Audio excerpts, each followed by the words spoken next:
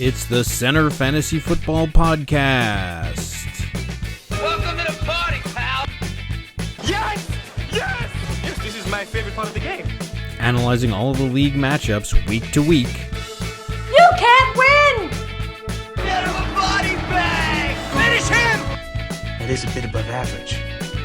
I said this sucks, and basically so do you. And discussing the boom, bust, and hidden gem players throughout the league. We ain't found shit! What the hell is Brett Favre doing here? I'm in town to play the Dolphins, you dumbass. Dan Marino should die of gonorrhea and rot in hell. Laces out. Touchdown! And here's your host, Allow myself to introduce myself. David Harbatkin. Hello and welcome to the Center Fantasy Football Podcast for Championship Week. Here we are. Pull up a nice drink. Pull up a large glass. This is what it's come to. The Zamunda Lions versus Dave's Secret Crush in the finals. Here's to that.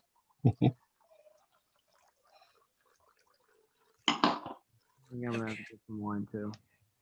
Joining me on the program is the commissioner of the league, the man who's being accused of absolutely absurd conspiracy theories, Mr. Manny Friedman. Welcome to the show. What's up? The guy who conspires allegedly against the benefit of his own team. Yeah, exactly. Who colludes down. The man who is being accused of colluding down. Because he cares so much about the league that he wants to make sure that the last place team continues to play or something. I don't even get the whatever. Also joining us in the program, the man who's left while eating yogurt. Wine and yogurt. The coach of the team that lost, thereby eliminating the commissioner's team from the playoffs, causing some consternation and bitterness. Yet these two are meeting up in the consolation finals, a game that nobody should give a shit about, but the final is so atrocious. Let the hatred flow through the two of you. I look forward to this. Mr. Audwin Levasseur. What's up? Not much. All right. Well, before the two of you start trash talking one another, let's go over the shit show of last week's games that nobody gives a fuck about except the people that were in it. All right, what happened here? So in the first semifinal game, Dave's Secret Crush crushed the Lightning Rods 133.62 to 86.24. Thanks, Lightning Rods. Way to put up a show. The whole league's rooting for you. And you don't even put up a hunch. 14 points from Russell Wilson. 2.5 from Smith-Schuster. 9.3 from Hilaire. 7.2 from Akers. 23 from Thomas. Okay. 5.8 from Hunt. Your kicker was one of your better players. Meanwhile, on Dave's Secret Crush, the man who calls himself dominant in this league moves on to his second championship appearance on the back of Aaron Rodgers, 20 points, 14 from McLaurin, Audwin's favorite player. Well, next to Ayuk, who gets 22.3. Oh, check it, that Ayuk. I know. Miles Sanders getting half of the Sanders standard 20 with 10. Mike Davis, 8.1. 22 from Kelsey, 20 from Josh Jacobs. And that's enough to, by far, to rout the Lightning Rods and move on to this league's 8th championship game. Anybody have any commentary about this? By the way, Hurts gets 43 points on the bench. Ouch, that hurts. That does hurt. I mean, look, I think we covered it enough. I mean, Eugene has found a cast of characters, nondescript, non-renowned characters who put up a lot of points for him week to week. And it's bewildering, to say the least. I mean, even if you took everything we know now, right now, if the draft was happening right now, and we all had the hindsight knowledge we all have right now, I'm still not convinced that anybody on Eugene's lineup would go out higher in the draft more than like $20. It's just it's just maybe with the exception of Kelsey. I mean, it's just odd, but it worked. It worked. Whatever it is, however it works, it works. Is it coincidental? Whether it's intentional, I don't even know, but it works. And not only did it work well for Eugene once again this week, I think the Lightning Rods had an inordinately bad week. I mean, because Russell Wilson does not put up those kind of numbers ever. JJ Schuster also had a horrific day. I mean, so when you have like one of your worst days in fantasy football at a time when you need your best players to perform in the best way that they can, and you juxtapose that next to Eugene's phenomena in terms of weekly points with his lineup, it's just not a good recipe for the Lightning Rods. I mean, he's had the easiest matchups. Well, I think his points against are the least in the league. This can actually be looked up. Let's I think it's let's see. I know that we could look it up on the phone very easily, but let's so that the viewers can see it here. So that the viewers can see it. Let's see. Points against. So I'm just gonna. Yeah, he's like third. No, so he's 1, 2. Sorry. Yeah. He's 1, 2, 3, 4, 5 from the bottom. So he's actually not had. I mean, the person who had, ironically, who had the most points against, or the least points against, was the Lightning Rods. Second most was, of course, me. I had no points against me. That's the only way I made the playoffs. And then Gronky Kong actually had the third most, followed by the Blues, followed by Eugene at that point. The person who's had the most points against them was the Wakanda Panthers. Well, I mean, when you have Nick and Jamie, who had the week of their life against me, and a few other folks who just had the most amazing weeks of their entire fantasy season coincidentally against Wakanda, that's how you get that kind of statistic. So, all right. Anything else specifically on this game? I mean, there's nothing to analyze here. Yeah, I have nothing. There's nothing else. Yeah. All right. Let's move to the other finals game. So in this game, this was actually a surprise to me. I mean, two high-scoring teams. I thought Gronky Con, frankly, was the best team in the league. I have to say, there would be many weeks, where I would read something, go to pick up that player, and they were already on Gronky Con. I mean, you want to talk about... not only one of the best rookie seasons that I've ever seen, but just like, I was just like, wow, this guy knows what he's doing. And I thought he had a fantastic team. I was shocked. Well, I wouldn't say I was shocked, because I did think that Zamunda had a good team. And I think that he did exactly what he needed to do and has not done in previous years. I think for so many years, he would be one of the best drafters, but then just trade everybody away. This time he finally had the patience to not trade away his entire team, and it got him it's gotten him to the finals and potentially could win him his first championship. So I think that these were two really good teams. I think the score reflected that. I did think that Gronky Kong would ultimately be on top, but you know, Zamunda wins this game 159. I mean, to have to put up 159, but 159.06 to 143.86, which is no slouch of a score, by the way. This was a good Who game. outscored both these teams?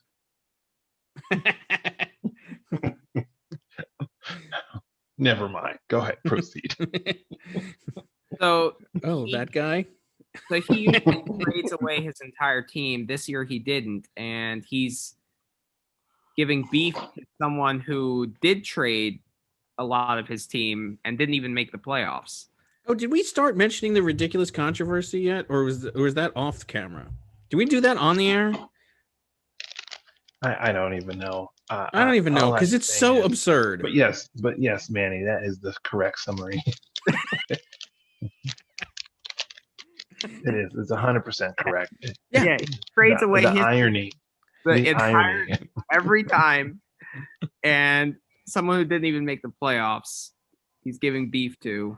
The amount of time. I mean, just the wild. The conspiracy. He's charging you as commissioner of colluding when he voted for you. That's another. Yeah. He was the deciding vote, I have to say. It's the most absurd thing I've ever heard in my life. And it's the most ridiculous conspiracy thing I've ever heard in my life. I mean, I've heard a lot of whoppers. And like I said, I would not put it past you to engage in nefarious activities. I've seen you do it. I've been involved with them with you and rightfully got called out for it. In a way, I think he didn't really point out, like, if you want to accuse collusion, which there is absolutely none of, the trade actually helped me in a way because it allowed Geza to beat Dave. It gave me a better chance at the playoffs. That's like 7-dimensional thinking that you would have to think, like, I'm going to trade away my best quarterback 5 weeks out on the off chance that I might be one game out of the playoffs to the last place. It's just absurd. And be wholly confident that you would be unharmed by giving away your best player. Yeah. And by the way, I think I would not have made the trade that you did, but it's justifiable. Look, Michael Thomas was the previous season was the best wide receiver in the league by like 100 points. He had been out all season. He was finally due to come back. On the eve of that, you trade away your quarterback, who is clearly one of the best. By the way, not even the best quarterback. He has two of the best quarterbacks. He has Kyler Murray and Herbert. So, right. So what does he care? Yeah, I know. It's beyond. What is he going to get a third at it? Like it's so many levels of absurdity. So you trade around your quarterback. You got Tannehill at that point, who was pretty good. So you had a substitute. 30+ points. I thought he could not match Mahomes, but make up the difference in terms of who you got in exchange for the receiver. Who was even the receiver? I know that if to be honest with you, and this was so long ago, so why he's bringing it up on the eve? Like, I just don't even understand. Like, it's so stupid. But he's explained himself. He said he's just a petty guy. Yeah, I know. He did say he's a petty guy. So way to go. I don't know who to root for now. And that's the ironic thing. I think everybody going into this would root for Nick. I can't imagine. Ruined his fan base. I know you pissed off your fan base. You made this a difficult decision. Everybody would have rooted for Nick. You've been in the center for 22 years. You finally make it to a final after all of this time. You almost can ride in on the wave that I did, like in terms of fan support. And you throw it away off of nothing. It just doesn't make any sense to me. And look, and you're talking about Eugene, who kind of relishes in the league animosity towards him. He does. It's kind of like his sweet spot. He like feeds off of it. He doesn't even want a fan base. Like he wants to be demonized and villainized. He loves it. He loves stirring the pot. He loves it. In fact, he loves being the league villain. In fact, he might be upset that Nick has stolen. Maybe Nick is playing some three-dimensional chess here and stealing some of Eugene's hatred thunder from him. But then you just have to watch the interview with Eugene, and you come back and you're like, oh God, do I have to live with this for a year of this as a champion? Oh my God. If Gronky Kong won the game, he would have a massive fan club. How would you manage your alter ego? Yeah, exactly. Fan base for your alter ego. That would be impressive. You'd have to get that guy back on. My alter ego has way more fans than me. I mean, no one roots for me. Because you opened your mouth. That's the reason. See, that's the thing. Shut your mouth and people will like you. That's what they want. That's what they want in a champion. They want somebody who's not going to make them feel like shit. If they're not going to, if anybody's going to be a champion in this league, they're either going to root for themselves or they're going to root for the person that's not going to make their lives hell for the next week. Gronky Kong doesn't say shit, and then he just picks up all the correct players. Exactly. Like, I mean, there's nothing not to like. He played it well. He played it quietly. He seemed like a humble guy, the guy that you picked out of the lineup to come on the show. Hopefully you could get the same guy again. He was there was nothing not to like. I gotta get into trash talk a little more. What? I gotta get into trash talk a little more. It's no fun being liked. You? He's saying you got to get his alter ego to talk trash talk more. Is what he said. Yeah. Well, I know. Exactly. Well, I mean, you could start trash talking him in that you've both now. Is he gonna be a crappy team next year, just like you? Well, we both have pretty good rookie seasons, but actually, I know. Well, I mean, it depends how he does next week. If he wins, then he had a better rookie season than I did. True. Although he could end up exactly where you did. Yep. Yeah, no, there's going to be bragging rights there. Yeah, exactly. I don't know. I would have rooted for him against Eugene, but I don't know if I'm going to root for him in the third place game. Against Gate and Casimir? I think that's a tough game. We can get into who we root for in that one in a little bit. I might root for him. I like both of those teams, to be honest with you. I'm just rooting for a good game. I don't actually. I like Gate and Casimir. I think that he's not the gloating type either. Yeah, he's not the. I don't even know that he exists.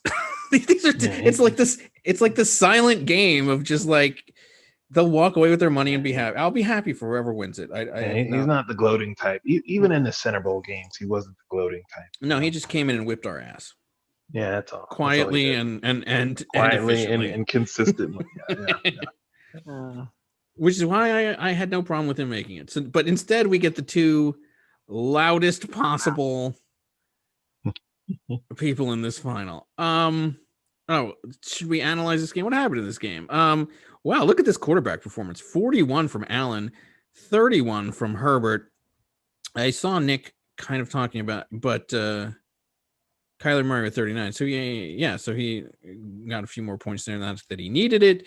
Keenan Allen really hurt Gronky Kong because 19 from Deontay Johnson on Monday night to seal it. Kute with 14.3 points. I looked actually to get that guy the other time, and then I saw that Gronky Kong already had him. But he was outdone by Calvin Ridley, 32.3 points. I think that really is the difference maker in this game, probably, although Darren Waller had 3, so I guess he matches him there. 18 for Kamara, 14 for Chubb, 31 for Pollard. Wow. All right, that's got to be where it's at. 10 for Bowden. I don't know who that is, but okay. Schultz with 9.4, 9 for Thielen, 8 for Kupp, 12 for the Buffalo defense, and only 1 for the Minnesota defense. I mean, the combination of Ridley and Pollard in this game, wow, was 60 of his almost 160 points. So Zamunda actually got lucky because after the Saturday night games between Allen, Waller, and I guess 2.6 from Keenan Allen, he had like 88 points going into Sunday's game and 12 from the Buffalo defense. He had like 88 to 90 points after the Saturday games. Yeah. So he was up by like 60, and then, Ridley and Pollard went nuts. I seem to recall it might have been in the chat group or somewhere where Nick was almost relegating himself to not winning at that point. This was a back and forth game. This was a really good game. And had Nick not stuck his foot in his mouth, I think that everybody would have been fine. Everybody would have just been like, okay. But needlessly makes a ridiculous controversy out of nothing. But oh well. Well, I'm not listening to his podcast anymore. Oh. That's it. Off my I mean, no comment there. I mean, look. Did we forget to mention who scored higher than both of these teams this week? I mean, the team that the commissioner here blames for not making the playoffs. Yeah, couldn't you have done that 3 weeks ago or 2 weeks ago? Yeah, speaking about pissing people off, weren't you, Mr. Commissioner, pissing off? Weren't you constantly saying shit to Dr. Hockey? Pissing. I seem to recall that happening in the last week. Which was just complete nonsense. Playing Des Bryant. Oh yeah, that's what it was. A little questionable. Do you see the math? Do you see the math on that score? Okay. I actually want to get into this because we didn't have a review show of that game, and I have the two best people to get into this game right here. Let's do this. Go ahead, gentlemen. Take this away. This is the game between the 1603ers and the Wakanda Panthers. I mean, it's not that complicated, right? You find me any arrangement of players on my roster that would have exceeded 150 points, and I'll buy your next dinner. Well, you're safe. I mean, you're lucky because if okay, so you lost the game by what, 34 points? Mm-hmm. So he lost it. Let's be fair. Yeah, the reason why, but if go to the bench. Yeah, go ahead, man. Just do what you want to do. All right. So if Higgins, Monday morning quarterback here. All right. So if Higgins, you start Higgins instead of Dez, that's 21.5 points right there, right? You only need 13 points from someone to win. So who else do I start? Yeah, where does he get it from? I mean, obviously, if he sat Derrick Henry. Yeah, Okay. Maybe I should have sat Derrick Henry. No, I'm saying, but so in that, maybe I should have sat Jonathan Taylor, or maybe I should have sat Montgomery. Maybe if I sat Derrick Henry and I sat Des Bryant and I played Higgins, Montgomery, and Taylor with Diggs and Jackson, I still would have lost. well, okay. This game was lost by Derrick Henry. Let's be fair. Derrick Henry did not show up for this game, and that's why he lost. That's the entirety of this game. That's the entirety of the game. And by the way, I can't believe that my team got 150 in that game. I was shocked. My COVID whatever team. I have to say, right. These points allowed things. This is where it happens, right? The 150 by Dave's cast of characters, right? Or the who week constantly get COVID. Who McCaffrey's at? I can't tell you how much. So last year, I think that like one of his highest point totals of the year. Oh yeah, by far. I think it was. Absolutely. I mean, can you even guess who also broke a record last week, bro, for the season? The week before. You want to hit the tape? I don't want to look at your team. I want to look at Wakanda's team. You want to hit the tape? What am I? Oh, you want to look at Wakanda's team for that last game, or what? Yeah, for that last game. No. Okay, so you are lucky. There's nothing I can really say because you would have lost anyway. But Diggs was playing the Monday night game. And you have to play Diggs. Dallas was playing the right. So I was saying I knew Des Bryant wasn't going to play or he was going to score minimal points. I didn't know till an hour before the game, but whatever. He's playing against his former team, right? Right. So if his former team sucks, right? His former team sucks. That's Dallas. They suck. Okay. And who's his quarterback? Lamar. Right, but Right. if you look at his point totals, like he was getting nothing. Well, he only started like 3 weeks ago. Yeah, He wasn't even playing all season. he's never even 36. hit double digits in any game. He wasn't play until playing in any of these games, right? Until like 2 weeks ago or 3 weeks ago. Yeah, something like So that. what would give you the notion that he would score a lot of points? Well, my option here was His projection was horrible. Why wouldn't you start Higgins? Well, because Richard. By the way, it's Richard. It's a Cleveland Higgins who's been. It's a Cleveland Higgins who's been thrown. Who's getting balls from Baker Mayfield? Like I mean, yes. Oh, since that game, he's actually had really good games. Prior to that, so imagine that you're not seeing what happened afterwards. 2.5, 9.5, 7.8. I think that Higgins was not good. And what was his matchup in that game? Tennessee. Who gives up a crap load of points every week? Since then, the like at that, don't. Yeah, the Cowboys exactly. But it's a crappier receiver. How is Higgins receiving? How is Des Bryant getting balls from Lamar Jackson worse than Baker Mayfield throwing balls to Rashard Higgins? But Des Bryant is like a third tier guy. They don't target him. Yeah, but it was against his former team, and a lot of times players will have a revenge game against their former team. I don't blame. Look, ultimately, the Ravens receiving crew is not spectacular anyway. I mean, there is no first guy on the Ravens receiver crew. I think that I am with them every week. Yeah, but I mean, and then the Tyler Boyd thing. I mean, their quarterback was atrocious. Yeah, so he has to sit. He has to sit. Boyd has to sit, right? So we ran with all three running backs, right? Because you don't sit Derrick Henry, right? Which is what you got. You got to play Diggs, and so the only questionable play was Des Bryant, which frankly was a toss-up in my mind between Bryant and Higgins. I don't think it's a toss-up, but maybe it's easy to say in hindsight. But at the same time, Diggs was going on Monday night. So if Diggs and Bryant, no, just Diggs, found a way to score like 14 more points, that would have really pissed me off, because then if you start Higgins, then you win the game. Yeah.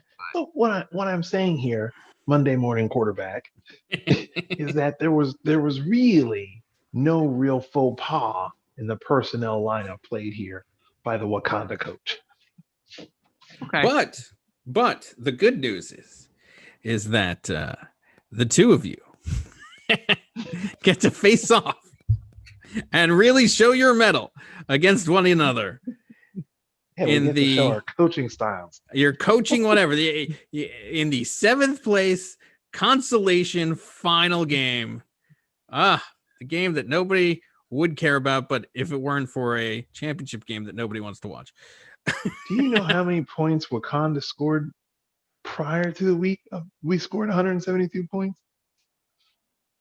So we can look. That was a bye week, but our tally still counted. Yeah, can you see that? Like, does it show? I mean, I know you'll see it, but well, let me tell you. Now you're starting Higgins. Let me tell you if you can't see it.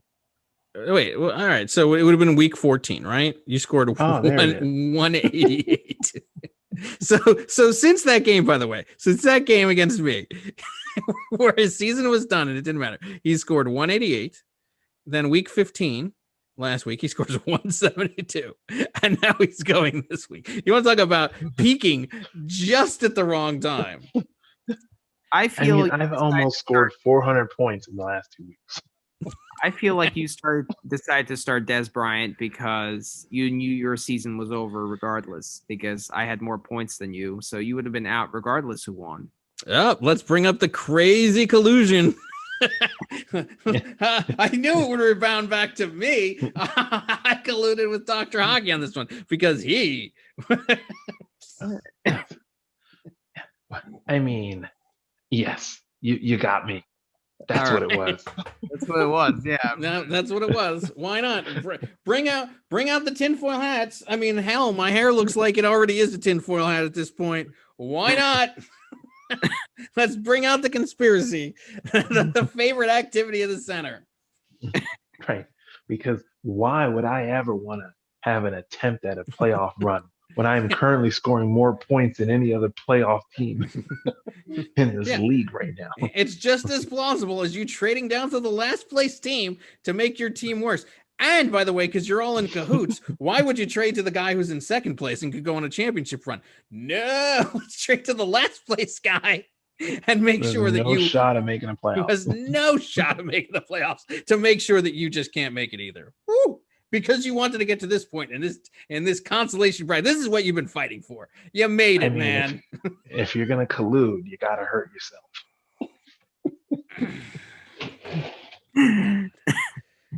Lunacy. The lunacy that goes on in this league is unbelievable. I tried to warn you about this.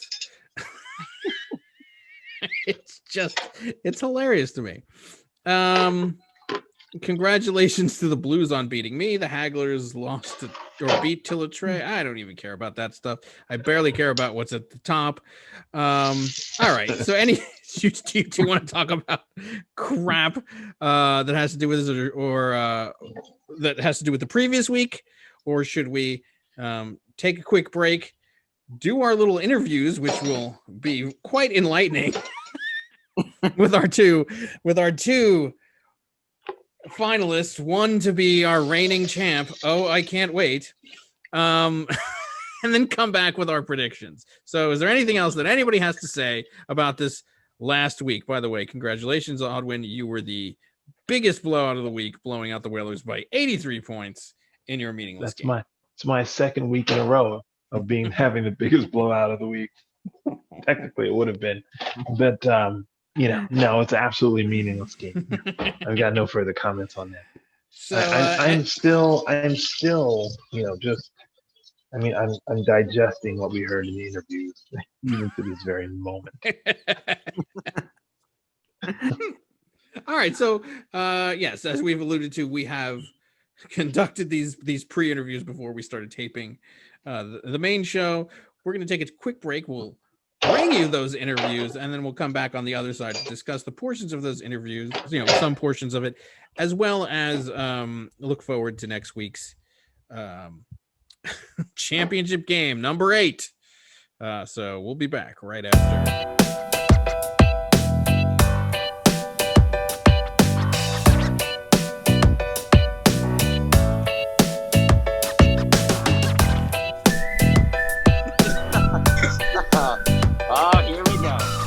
All right, joining us on the interview, on one of our first interviews, is somehow the finalist in this year's 8th championship game, Mr. Eugene Gosden, put on the train, making time for us while commenting on how absolutely absurd I look. This is how crazy the fact that you're potentially a 2-time champion has made.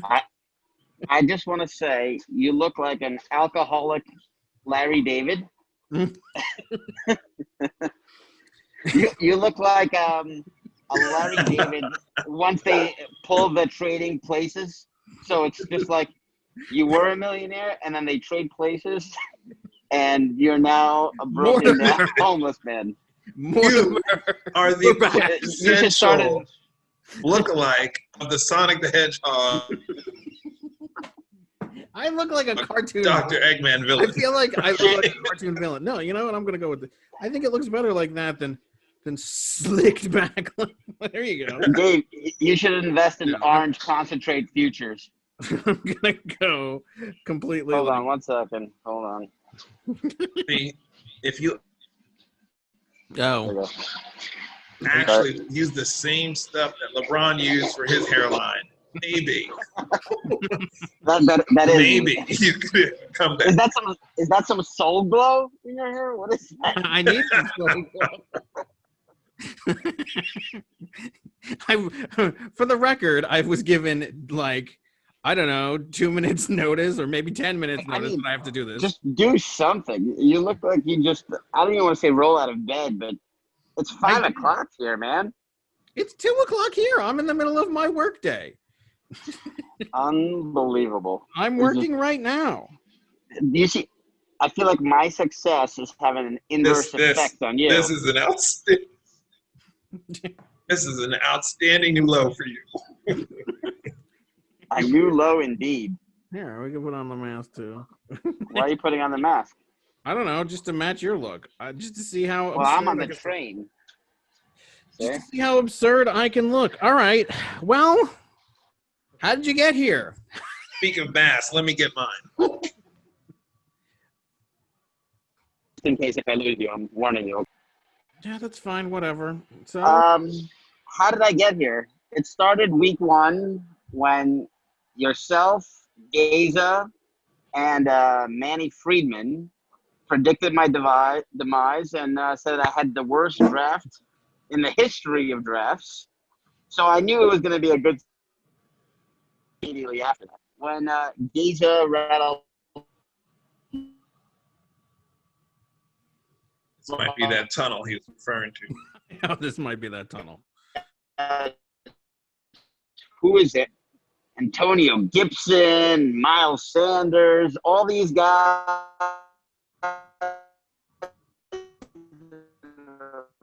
He literally sounds like a video game right now. Hold on. Can you hear me? Yeah, come guys, on. We're here. 45 seconds. It's usually like around 30, 45 seconds. Okay. But count down. Sure. Dr. Hockey, why don't you can you at least hear me or no? What? I can hear him. Can you hear me or no? I can hear you just fine. I hear him just fine. Okay. No, it's sweet for me because week 1 you guys were bashing me, absolutely killing me over my draft, my free agent pickups, everything along the season has led me here. As I forget what rap song, Audrin, help me out here. Started from the bottom, now we're here. Who is that? I don't know. Yeah, that's a popular song. Yeah. That is Drake. That's Drake. That's right. That sounds like one of my dates. So the question you should be asking yourself, Dave, is what do you have to say for yourself? Do you some analysts eat some crow? There's been I think the hair times where itself on my feeling about the fact that we are here. I'm going to let this hair do the talking. Look, I've been in this league. This is my fourth year. Fourth year. The first year I should have won it. That was the year of Giza's defensive championship on a fluke win. I should have won it. I won it the next year. Terrible season last year, and I'm back in the finals this year. Can I officially be given the trophy for best owner in the history of our league? I mean, I don't. In 4 years, it existed. I only started. If I win my second championship, and I've been in for half the time, and 3 out of 4 years, I should have won 3 championships. What place did you finish in last year? I just said last year was an anomaly. A lot of injuries, unforeseen circumstances. But things happen. There's luck. There's an element of luck involved. Things do happen. I can't get them all right.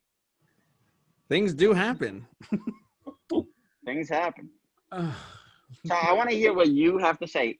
Is this a mea culpa for you right now? I know you have your letters written out, the apology letters. Do you want to read them all now to me? Do you want to wait till after this week? You tell me. I am speechless. I am without speech. I have nothing. I don't know what to say. I don't know how this team is in the final. I don't get it. Well, being that I finished as the number 1 seed, I think I only lost 2 games all year. Stop me if I'm wrong. 2 games. So how you wonder how a number 1 seed who's only lost 2 weeks, I do wonder 2 that. weeks out of the year is in the finals? Is that what you're asking? Yes, I wonder that very much. I basically 3 games. You lost 3 games. 10-3. I almost replicated the 72 Dolphin season. What else do you want me to do? Can I do any more? That's not replicating the 72 Dolphins season. I said almost. So, look, if I win this championship, I am going to have a decision to make. Like Michael Look, if I win, I will have a similar decision like Michael Jordan had to make in his time. Do I walk away from the game on top?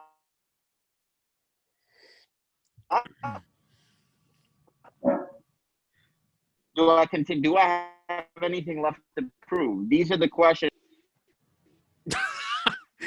Michael Jordan won 6 I ask you that. I don't know. Is there anything left to prove? Is there anything left to prove? Almost win it. Me having won almost 3 and 4 years would do that. I mean, You've 3. First of all, I'm gonna call the year Gaze won won the a second fluke. yet. We're getting way ahead of ourselves. But what? I count myself as a winner of that championship as well. I mean, that was a fluke year. Is that like winning an election you didn't win? Most points. I won the popular vote that year. I mean, if the system was rigged against me. If we're just going based on whatever we think it is, then frankly, I think that I've been a champion all 8 years. But I mean, what left do I have to prove? So, do you think? I believe I'm favored this week. I haven't checked yet. I'm vulnerable because half of my team is again hurt, so there is a chance I lose. It's Nick does have a good team, but I should win if everything breaks right. I have a very difficult decision. I've been going back and forth on it. Aaron Rodgers or Jalen Hurts. Hurts has been ripping, and Rodgers has been great all season. I don't know. I'm losing sleep over this decision. I don't know. It's difficult. I mean, Jalen Hurts. First of all, nothing's ever gone wrong in the championship game when somebody's played a Philadelphia quarterback. Secondly, yeah, that's true. Why not? I mean, you could exceed Joe Flacco as the most the unforeseen championship quarterback in a championship game. In addition to the rest of your roster, I could be the Trent Dilfer. Or Mark Rippon. My roster is solid. I told you I have a lot of depth. A lot of depth. I have a lot of depth in my roster. It's very deep in that Claypool.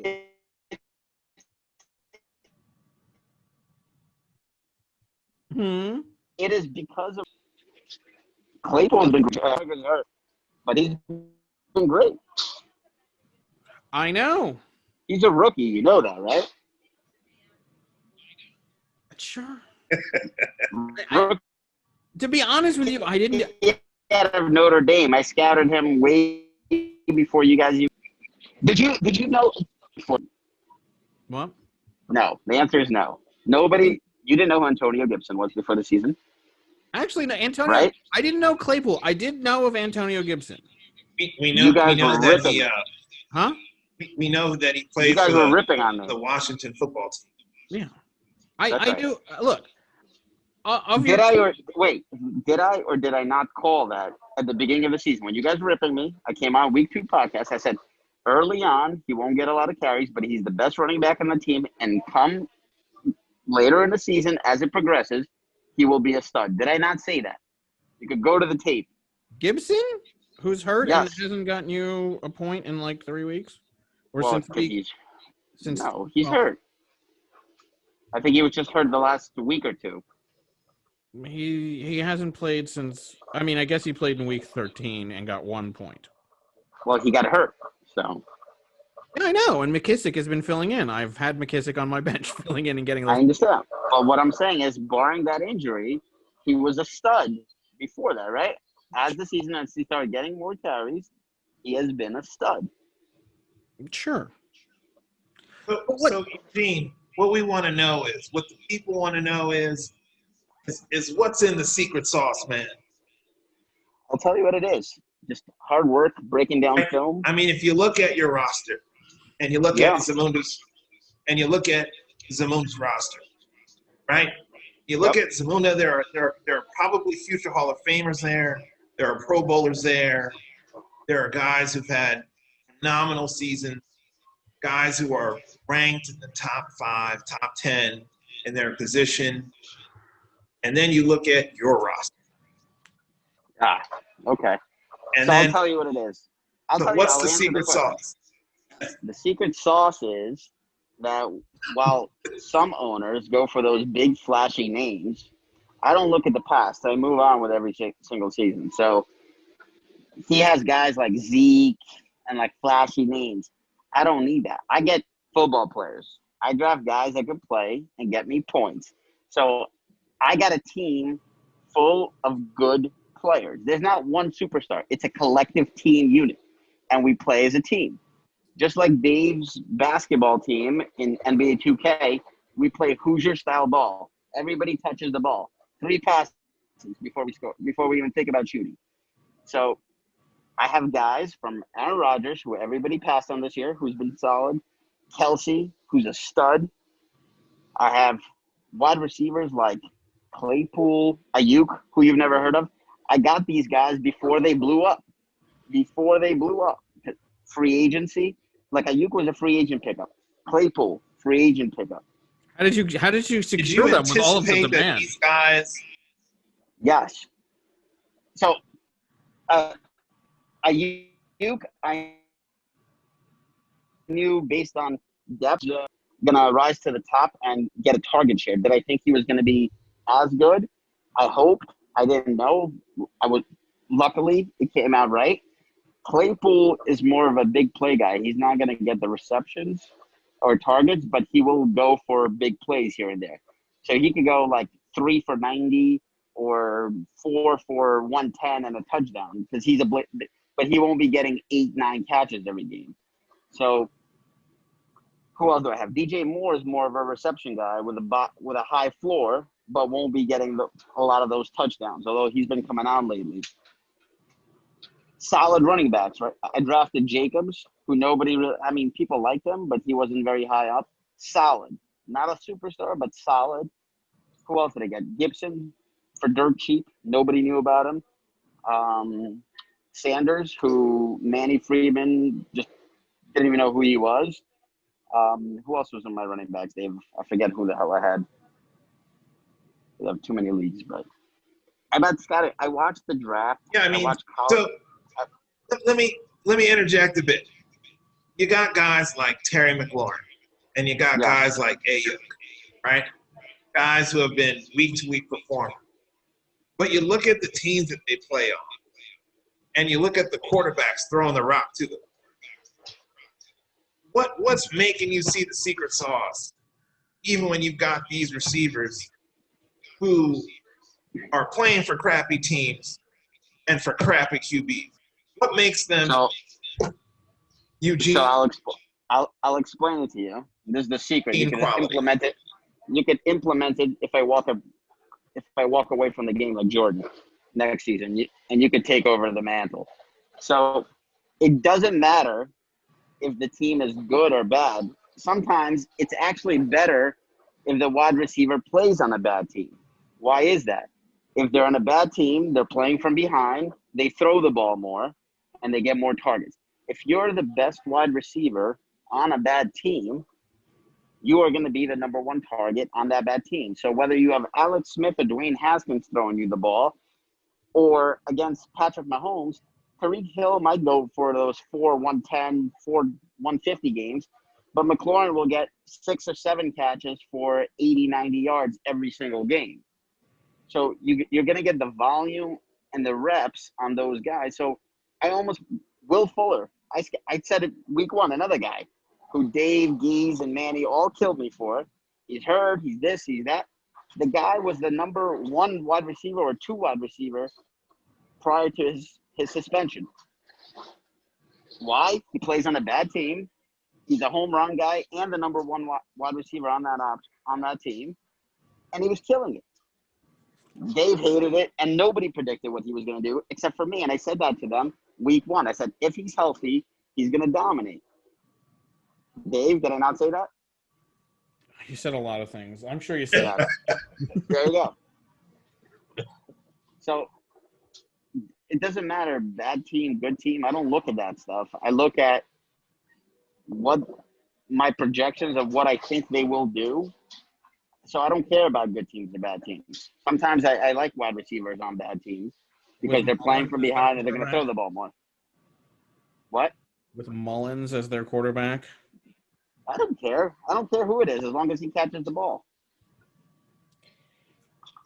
I think Dave is drinking this sequence. He is.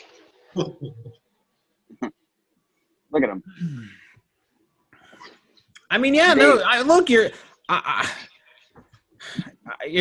like a truffle hog or a truffle pig that just sniffs up these fucking buried pieces of shit that are I don't know what to say. It's completely thrown off my theory about anything. As far as your prowess in the center, look, it's a good week for you. You're on a high. You made the Akeem Cup finals in basketball. You're in the finals for this. I don't know, Things are going well. Things are going well. I mean, as far as all time, you can't exactly call yourself. That's not for me to debate. I'm going to leave that up to the experts who the GOAT is. The GOAT? I mean, the GOAT of what? I think I'm the GOAT, but of fantasy football or of the center? Because you have plenty of center right to still win. Geese has 14 semi-cups. Well, I haven't participated in like 13 of them, so that doesn't mean anything to me. But I think I'm the GOAT of fantasy football. If I win the basketball championship, I'm going to start a new trend of center league. So it could only be go up from here. What? Eugene, if you lose the final this week, are you still the GOAT? It's hard to say. I think I need the titles to say that I'm the GOAT. I'm definitely up there. Probably, I mean, one of 7. Three out of 4 years to be as dominant. 3 out of 4 years is very difficult to do. What is if I win two out of 4? 3? Why are you adding the third? Yeah, there's only. I'll give you 2. I mean, see, you're reaching beyond. Like, I can give you the 2. Look, I will eat crow, drink my whiskey, and give you the 2. I give you the 2. And if you heard what I said, wait. If you heard what I said, I didn't say win.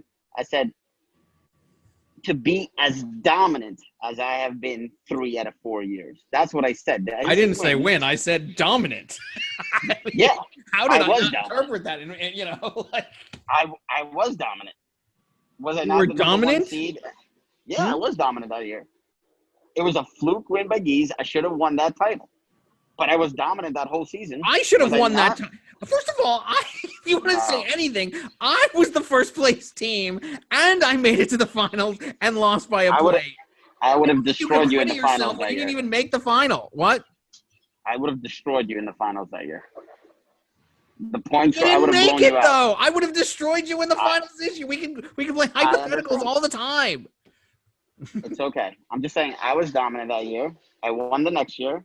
Last year was a bad year, and I had this year where I dominated. I'm willing. No, but here's my problem. I am willing to go as far as giving you credit for the year you won your championship, and for the accomplishments that you've made this year in being a truffle hog and sifting out these pieces of of whatever underneath it all And that nobody saw. And apologize for trashing me week 1 and all through week 15, 16 that we're in now, along with Gaze and Manny. Well, I mean, I want the formal apology. If we're grading your draft, we're just grading it. Yeah. Right? Yes. You can't give yourself an A in the grade of the draft. Why not? The draft grade. I'm not talking about the season. I'm talking The draft grade. The draft grade. We talk about practice? Not the season. We're talking about practice. I'm not. First of all, I'm not apologizing because this is not. It's not a personal criticism about you. It is merely, it is an analysis, of. So your analysis is I had a bad draft, and because I drafted guys that you haven't heard of or you didn't have as high as rating as I did. It turns out that I was right, that those guys were good and rated much higher than your players or that you had. My draft board is different than your draft board. So just because you guys think it's a bad draft doesn't mean it's a bad draft. In fact, my draft was right, and I had an A-plus draft because I drafted guys that I knew would be good. Like maybe you didn't, or preseason you didn't feel like they were good, but I drafted guys on the potential what they should or hoped that they would do, and I was right. So in fact, my draft was an A-plus or probably the best in the draft. Okay. First of all, I spent $95 on a guy that played 3 fucking games, and I still somehow made the goddamn playoffs. And unlike you, in my post-championship year, I still made the playoffs, and I've never not made the playoffs. But whatever, fine. Anyway, the point is, and by the way, Odwin, if you look at his team, they're scoring like 188 points a week right now. They just happen to peak at the wrong time. So we could talk about the draft analysis and what happened in this season, in this COVID season. Let's do it. Where constantly I'll tell you what I would have never paid $95 for a player. I don't care who that player was. $65 for his backup, which $65 fab, not draft dollars. Fab. Totally different. Oh, yes, because you have to budget for a whole team. Here, a fab, I had him for. He was probably, arguably, he was worth over $100 fab for what he did this season. Worth it because McCaffrey kept re-injuring himself. God, I need to refill this. He kept re-injuring himself. But that's not the point. What was your other ridiculous? Oh yeah. So no, first I'm going to address the apology thing. I'm not apologizing because I didn't attack you. I merely made a criticism and I was wrong. I admit that I'm wrong, that I was wrong. I have to. I mean, I have to face reality, but I'm not going to apologize because this was not, I'm sorry, Donald, this was not, this was not an attack on you personally. This was a mistake. Therefore, I will admit my mistake, but you don't get an apology. No. Second of all. Well, you did say I'm sorry. So that is an apology. You were wrong. Take it how. Yeah, I was wrong. Yes, I was wrong. Take it how you want. Second of all. I accept. Okay, great. Second of all, I am. If you wouldn't make and so second of all, I would give you more credit for this year, especially since the first time that you won, the way that you won was by ripping off people in trades. You can deny it all you want, but that's what you did. But then because the word was out there about that and you couldn't resort to your ridiculous ripping off of trades, though you made the offers, trust me, I know you made the offers constantly. You had to resort to going to get these diamonds in the rough, which made you a better coach. And so I give you credit for that. I'm giving you credit for these things. But when you bring in things like the year that you didn't make it to the championship game, it makes it much harder for me to give you this kind of credit. I'm just saying I'm still bitter about that because it's another year I should have won. Fine. I don't need it. I'm not saying I won. I'm just saying you were dominant. Should have won. I did dominate that year. But I should have won. I need this championship. If I win this championship, I'm up there with the greats, the Bradys, the Jordans, Muhammad Ali. I'm not like it's going to be a culture change. I'm a phenomenon. You know, you gotta just give me my due at that point, because this is unprecedented. To have 2 championships in 4 years would be the stuff that they write books about, novels. Short It's stories. like Joe Namath taking the Jets and winning the Super Bowl. It's a true underdog story. But I thought you're dominant. How is it an underdog story? Well, because of everything that you guys said week 1. Shitty draft, shitty team. I'm gonna replay that YouTube. Go to that podcast. I'm gonna play it on loop. I'm sure you will. On everything you said. Trust me, I don't watch this stuff. like Michael Jordan, I don't need much to get me going. Like Michael Jordan, take it as a personal slight. Who won every? So the fact that you're getting, I mean, there were so. If I make it and win, I'll be like Jordan, 2 for 2. I'm going to be perfect in the finals. My goal is to be perfect in the finals. So you got a lot riding on goal. This. So you have a lot riding on this. I have a lot. I'm losing sleep over this. Until mission is not complete until we win. I mean, I don't even know what to say. So would you say that? So this would be a failed season if I lose. So would you? So would you say that you're better than Whalers? At what, fantasy? Just in center sports in general. Well, I haven't been part of center sports until like last year, really. You've been around for 4 years. I mean, not to mention the time that you played. Yeah. But 4 years. No, in college I only played in that first year because then I left to go live in my frat house. Sure. But I think I played in only one hockey season. I don't even know if that was official. What we did, but that was really 4 years ago. We played an exhibition season. No, it was official. Like whatever, but no. But I haven't been a part of it, so I can't talk about other titles and other things because I don't really know who's won what. All I can talk about is the last 3-4 years, and where I've dominated fantasy, and we'll see what happens in video games. Whalers is clearly a gamer. That guy could pick up so as far as video games go, he's got to be up there. But you're playing him. You're playing him this week in a or next week probably. I'm not gonna be around. I'm going away. You're not gonna be around. He's not gonna be around. So in the next 2 weeks, you'll be playing him in a championship game. So we've had very tight battles. I know, and you've won this year. So do you think that you're dominant in that too? Like, do you think that you overtake Whalers of dominance? If you win both of these. If I win basketball and then come back and win like a title in Madden, I would say yes. But look, I'm only looking at the last. We've only been started the video game thing for me like this year, right? So he's won FIFA and hockey. If I come back and win basketball and then win Madden, then it would be 2-2. It's a rivalry. I don't know if I'm dominant. Right, so as far as fantasy goes, there's no question I'm better. I'm unrivaled in fantasy. I mean,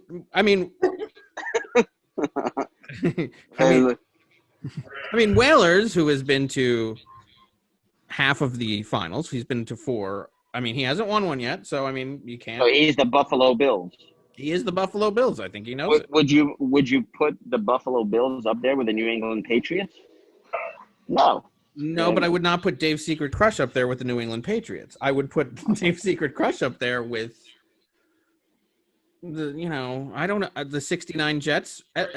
Maybe we'll see if you win this time. Maybe the Kansas City Chiefs organization. Okay. Look, I'm up there. Let's see. I got to win. None of it matters until I win. Okay. If you don't win this weekend, will the fire still be in the belly? Will the fire still be there? You're going to come back raging next year? I'm going to come back madder than ever. If I don't win next year, I might take the next year off if I win. But if I don't win, I'm coming back pissed. Let's just put it that way. Right. It's all about winning. I don't care about coming close.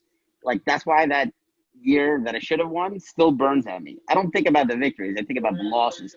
That's what drives me. Like, I've tried many cases. I've won most of them. I remember the 2 to 3 that I lost more than the victories because I'm thinking what I should have done differently. That's what drives me because I look at those and say, like, fuck, what should I have done differently?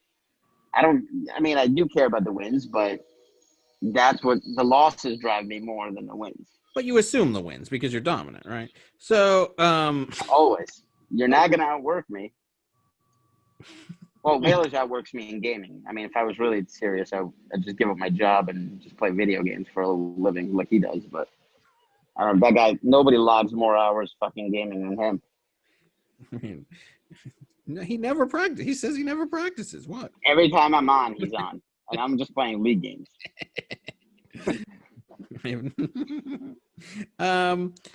So where would you rank yourself in terms? I mean, because clearly in your mind you will be Michael Jordan if I win, I'll be Michael. I'll be MJ. Mm-hmm. I'll be MJ. Right. If you lose, who will you be? I'm still 1, but I'm not like an MJ level. As far as power rankings, I'm 1. How do you consider? How are you 1 if you lose? Because I've been dominant. Out of the last 4 years, I'm dominant 3 of them. Nobody else has that sustained, continued success. I'm like the New England Patriots. They didn't win every year, but they were in the playoffs or in the finals or doing well. So if you look at the last 4 years, no other team has done what I have done. So I would put myself as number 1 on power rankings, but if I win that second championship, that puts me to go. So the 1603ers have not done anything over the same span that you're talking about. The team that's I don't in the even playoffs know every who the year that has not. 1603ers are. Yes, unless you win. That in the year that you said that you didn't made it to the champ. I'm saying if you lose, if you win, then you're not the great. You are for the time being the placeholder that has. Greatest. You're the paste hole. You're the paste. Who could easily be caught by 7 other teams next year, by the way. Which is why you might not want to retire, Mr. Jordan, because you might want to at least extend it out a little so that people have to, maybe chase you for a little while. I'm going to ask you to call me Gretzky because I'll be known as the Great One after my second title. I mean, you're kind of Gretzky when he went to the Kings. Oh, God, Dave. You're not the Oilers Gretzky. He won 5. He won 5. You want to win 5? Look, I'm already eating some crow, but I'm certainly not going to put you in the upper echelon of greatest teams. Rich. Oh, look, Dave, nobody's doing what I'm doing in the limited number of years that I've been in the league. It's unprecedented. This level, if this was I'm surprised this isn't national news, to be honest with you.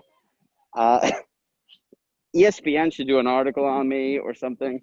If I win the second title, it puts me in uncharted territory. That is true. So none of this matters until I win. That can be caught by 7 other teams next season. 7 other teams have won 1 championship and have had the kind of success that I've had.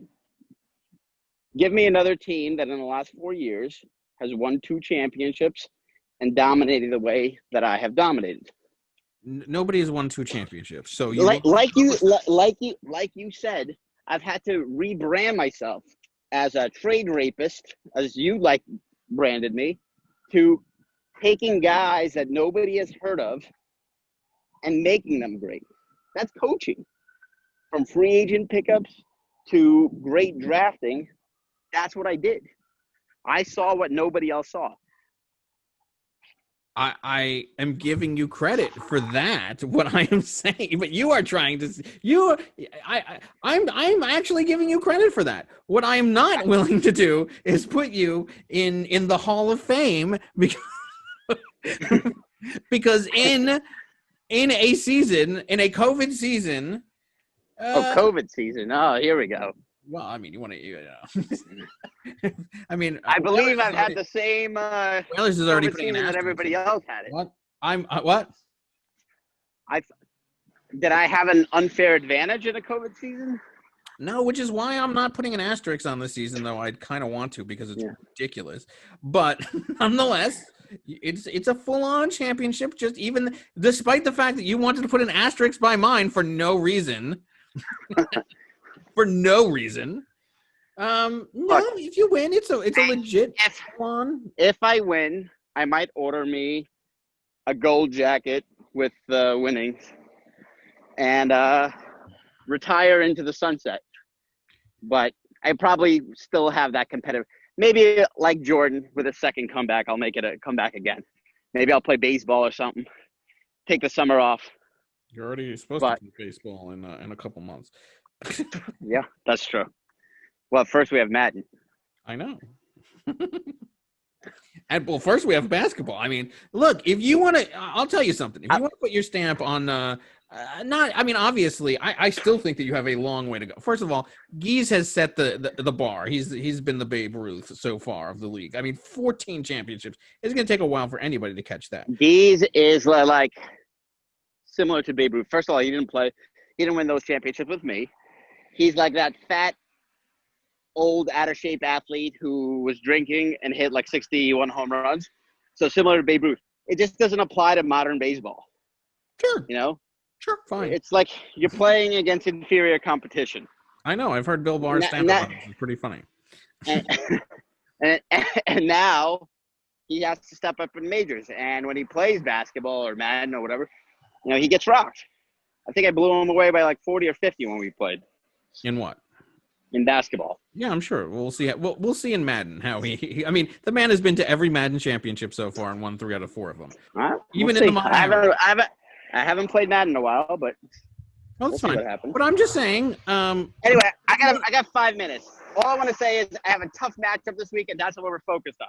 We got to go 1-0 this week. Okay. And what do you think about your opponent? Since you're only 5.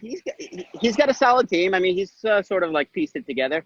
He's top heavy, like he had forget who he had. Oh, hey. He's had Zeke and my wife's picking me up. Zeke and wish her a happy birthday on behalf of the center. Oh yeah, I wish. Where in Florida are you heading? Miami. Oh, nice. I'm on a Zoom call. Everybody wishes you a happy birthday from the center. Happy birthday. No, he's got a good team. We're certainly not taking him lightly. Just got to make some final adjustments to my roster. I'm still haven't made up my decision, but we'll see how it goes. Are you leaning? I have respect for him. I have respect for all my opponents. You sound like you do. Absolutely. Yeah. All right, your prediction. What do you? We can hear the respect very well. I know it's bleeding. My prediction is I win. Of course. Could it be a blowout? Yes, but I think it's going to be closer than. I need my guys to produce, and he's got a couple of iffy plays that could either blow up or could just do nothing. So my guys are more steady, but I need guys like DJ Moore to deliver if I play him or some other guys. I don't know. I have to figure it out, look at matchups and study the film. And quarterback, where are you leaning? I haven't made up my mind. Both options look good. Hurts looks like fire right now. Could I play a rookie in his 3rd NFL game? He's got a juicy matchup against the Cowboys, but Rodgers has been, MVP like all season. So he's got the Titans, I think. So it's very hard to go against what's gotten you here. So I might have to ride with a veteran, although I really want to pull the trigger on Hurts. And these are the kind of decisions that make Jordans. Yeah, you're absolutely right. I know. So hopefully I make the right decision. It didn't matter for most of the season because I could interchange my guys because I was so dominant. Either either guy I played was, I was winning. But now,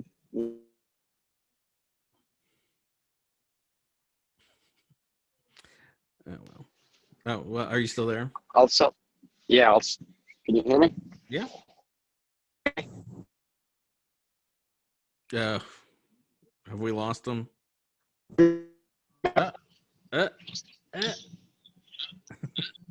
have to wrap this up.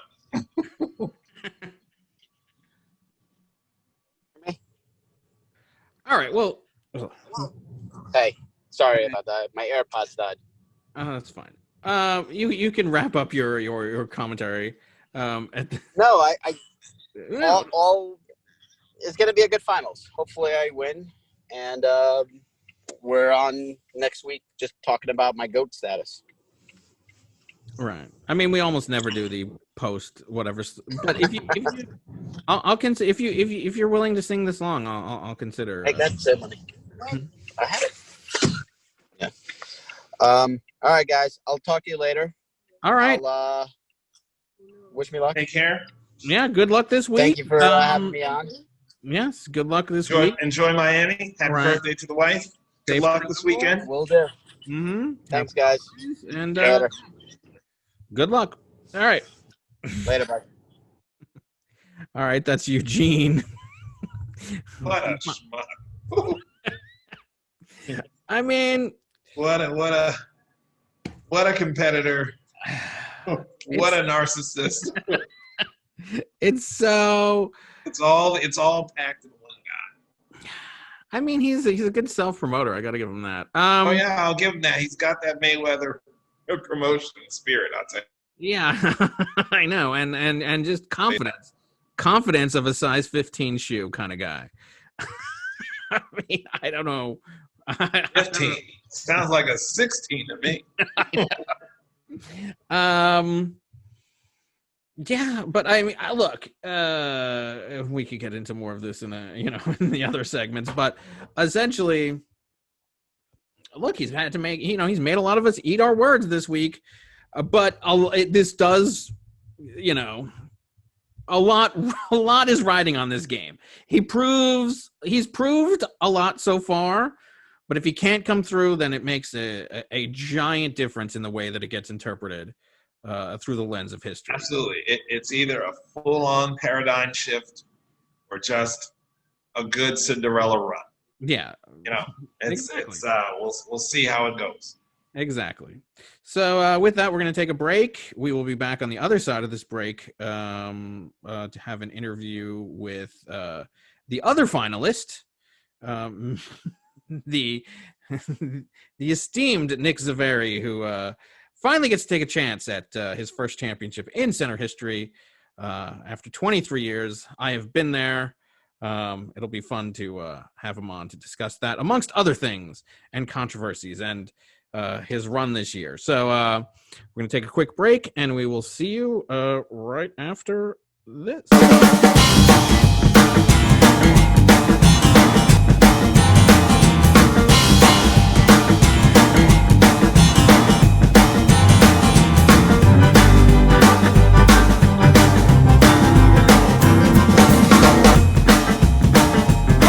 Welcome back to the show. Joining us for the second interview of the program is the other finalist in this year's 8th championship game, a man that needs very little introduction, the first commissioner of the league, 23-year member or 22-year member of the center, holder of the longest drought without a championship. That's fair. Which could come to an end this weekend. The coach of the Zamunda Lions, Mr. Nick Zaveri. What is up, Dave? How are you? I'm good. How are you? Good. Excited for another week. Be in the league for one more week for this championship game. Yeah, I mean, so in all honesty, after I had won last year, I think somewhere on Facebook or something, I'd mentioned the fact that maybe it was in a text message with you or something, that you you possess the longest drought in center history, and I was pulling for you this season to overcome that. Nice. And I, obviously I was rooting for myself, but when everybody got to the point of elimination, and certainly with everybody that was left in the finals or in the playoffs, I was rooting for you up until your ridiculous statement this weekend. Now, fold back, and I'm back to rooting for you, especially after the interview with Eugene. However, let's address this needless controversy. It's not needless. It's not needless. Oh, God, it's not needless. It's two coworkers who pulled off a ridiculous deal. Oh, by the way, hello, Mickey baby. Yeah. What's Dave's going on? Not good with introductions, by the way. Clearly not. My former college roommate and now recent dad, the girl number 2, Audwin Lavasser, joins the show. Yes, yes. By the way, the beard is looking very fresh today, Nick. I don't know what you did to it. Yeah, you look good. You look very unlike me. No. I keep shaping it up, man. I'm just trying to keep my game. Like you got the facial hair game down on lock. I'm just trying to come up. You know what I mean? I mean, you're doing a good job there. Yeah, just doing a good job there today, man. Good job. Trying, man. All right, so this is why I have a problem. I have 2 prongs of a problem with it. By all means, frame the controversy. Yeah, well, first of all, the controversy is, why don't you make your ridiculous accusation? Go ahead. Sure. Well, I mean, I think when I extend it a little further, it does get to a place of its absurdity. But all I know is this: how do you take a league MVP who's still at the top of his game and trade him for someone who's barely played this year? Actually, it's played less than 50% of the games this year. Now, you can argue that the rest of the season we didn't know. Obviously, you never know these injuries and such. But even if he comes back, is Michael Thomas going to put up Pat Mahomes numbers?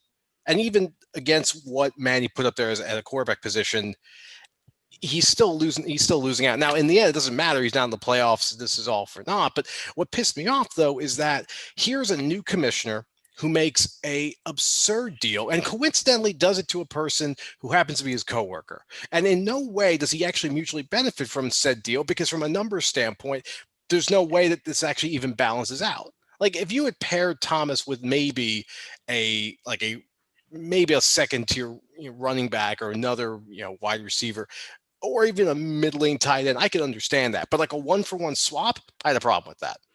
Okay, so that was a much longer frame, but I know you for 23 years. Of course, it's not going to be a short, concise sentence. That's what I do.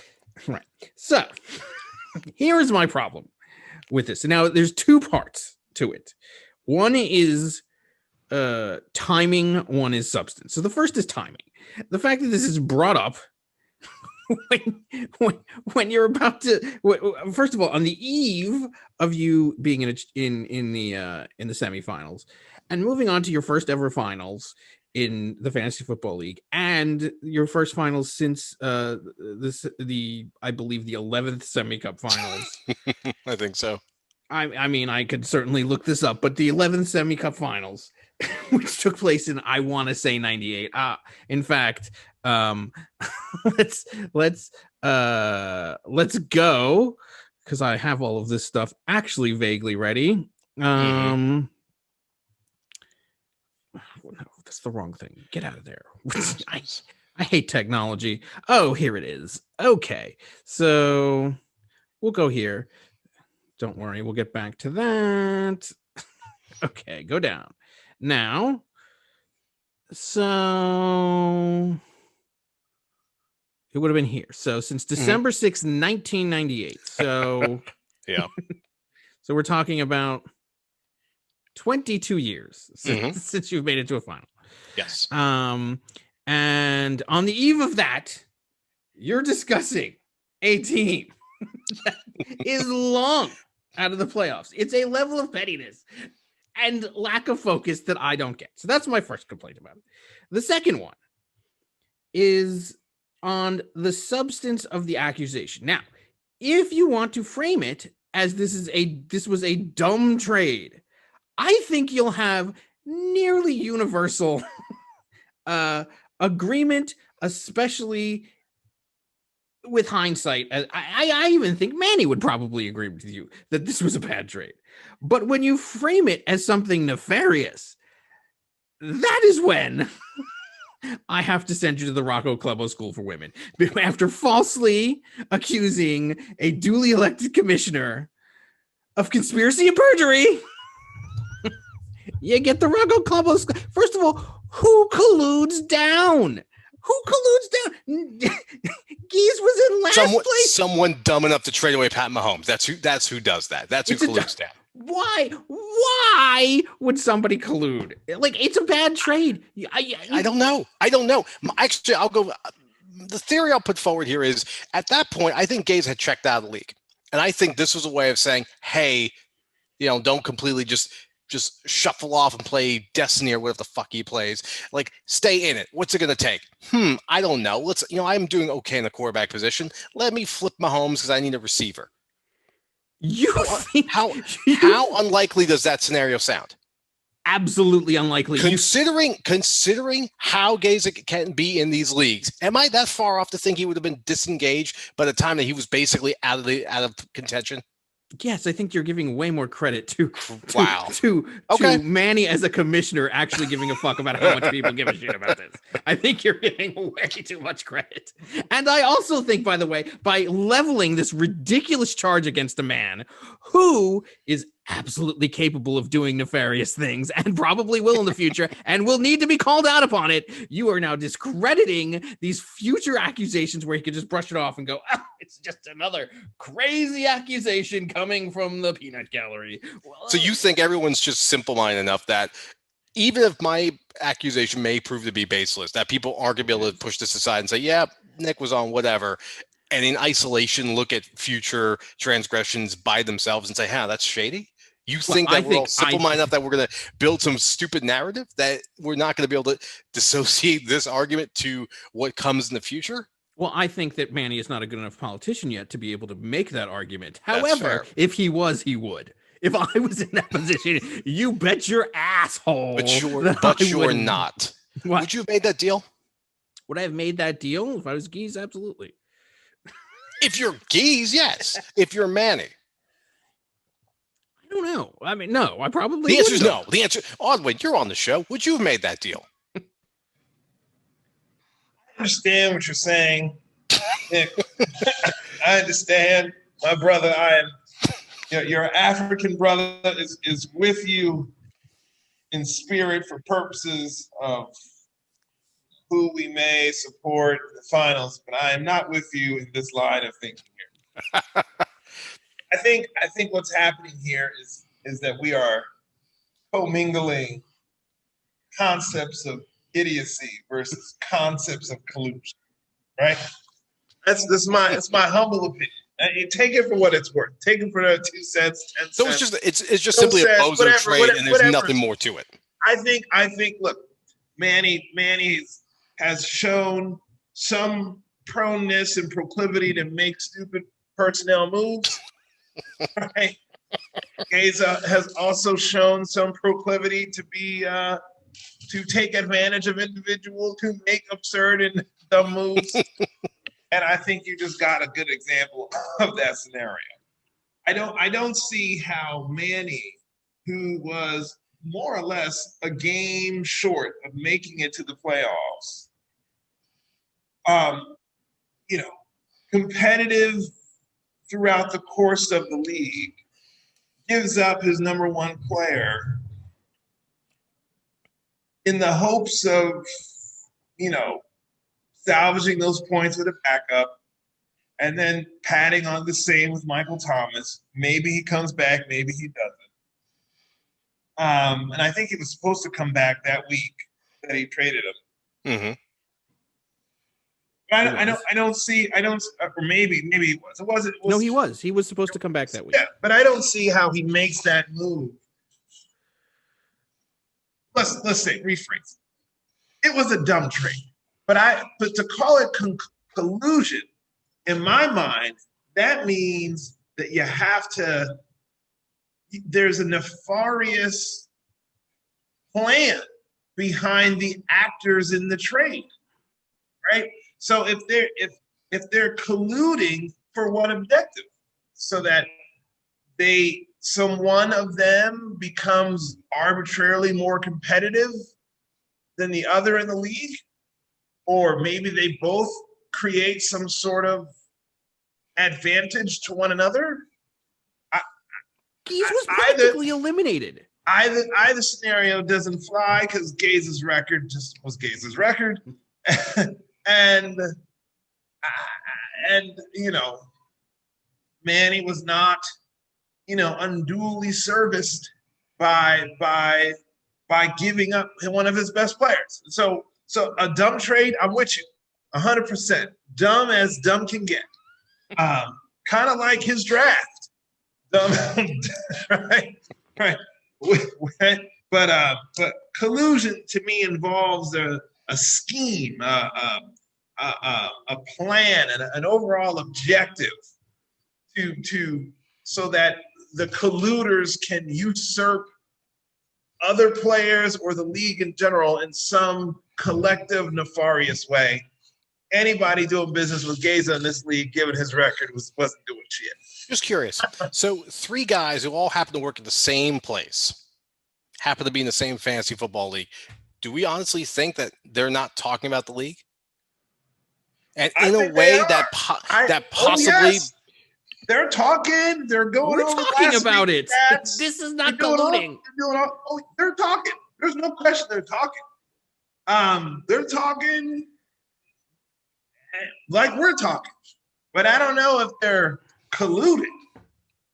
Right? I mean, what did anybody win in that trade? Like what did they get? Right? Gaze against Mahomes. I mean, it's almost a waste of the best game player in the league. If you're going to collude, you're going to collude to give all those players to Manny. Now, if Manny somehow managed to keep Mahomes and gets Thomas, and he got it in exchange for some lower quality player, significantly lower quality player, then I can see perhaps there's some collusion. But I think given the quality of the players that were at stake in the trade, I just think it was a dumb trade.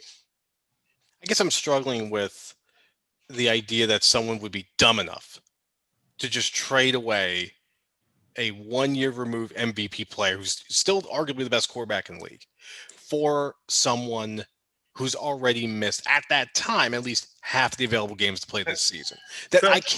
I'm wrestling with the fact that you're telling me that someone would voluntarily make that move just by itself.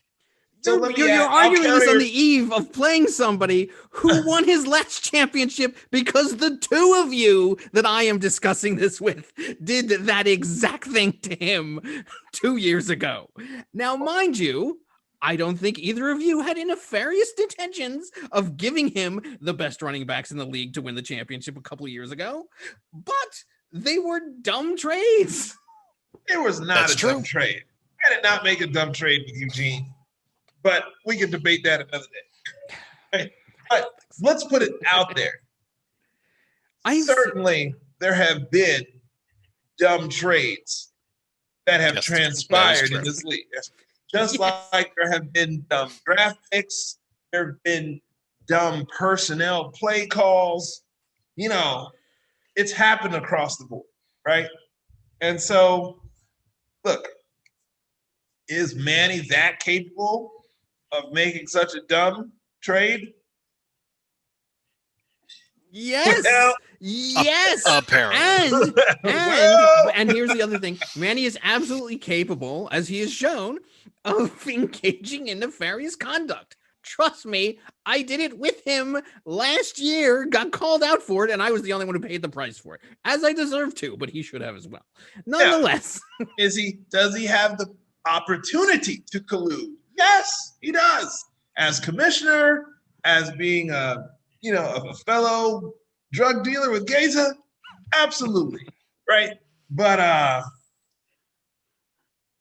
in this instance, it's hard for me to join on board the collusion train because I just don't see how any of them fared better in the trade. Like neither one of them Like, if won. it all, it's just the least likely person to give it to. And the idea that Manny gives a fuck about whether or not Keys is setting his lineup is just laughable to me. I mean, did he do the same thing for Nick and Jamie or any of the other players as a commissioner? Did he monitor any of this stuff?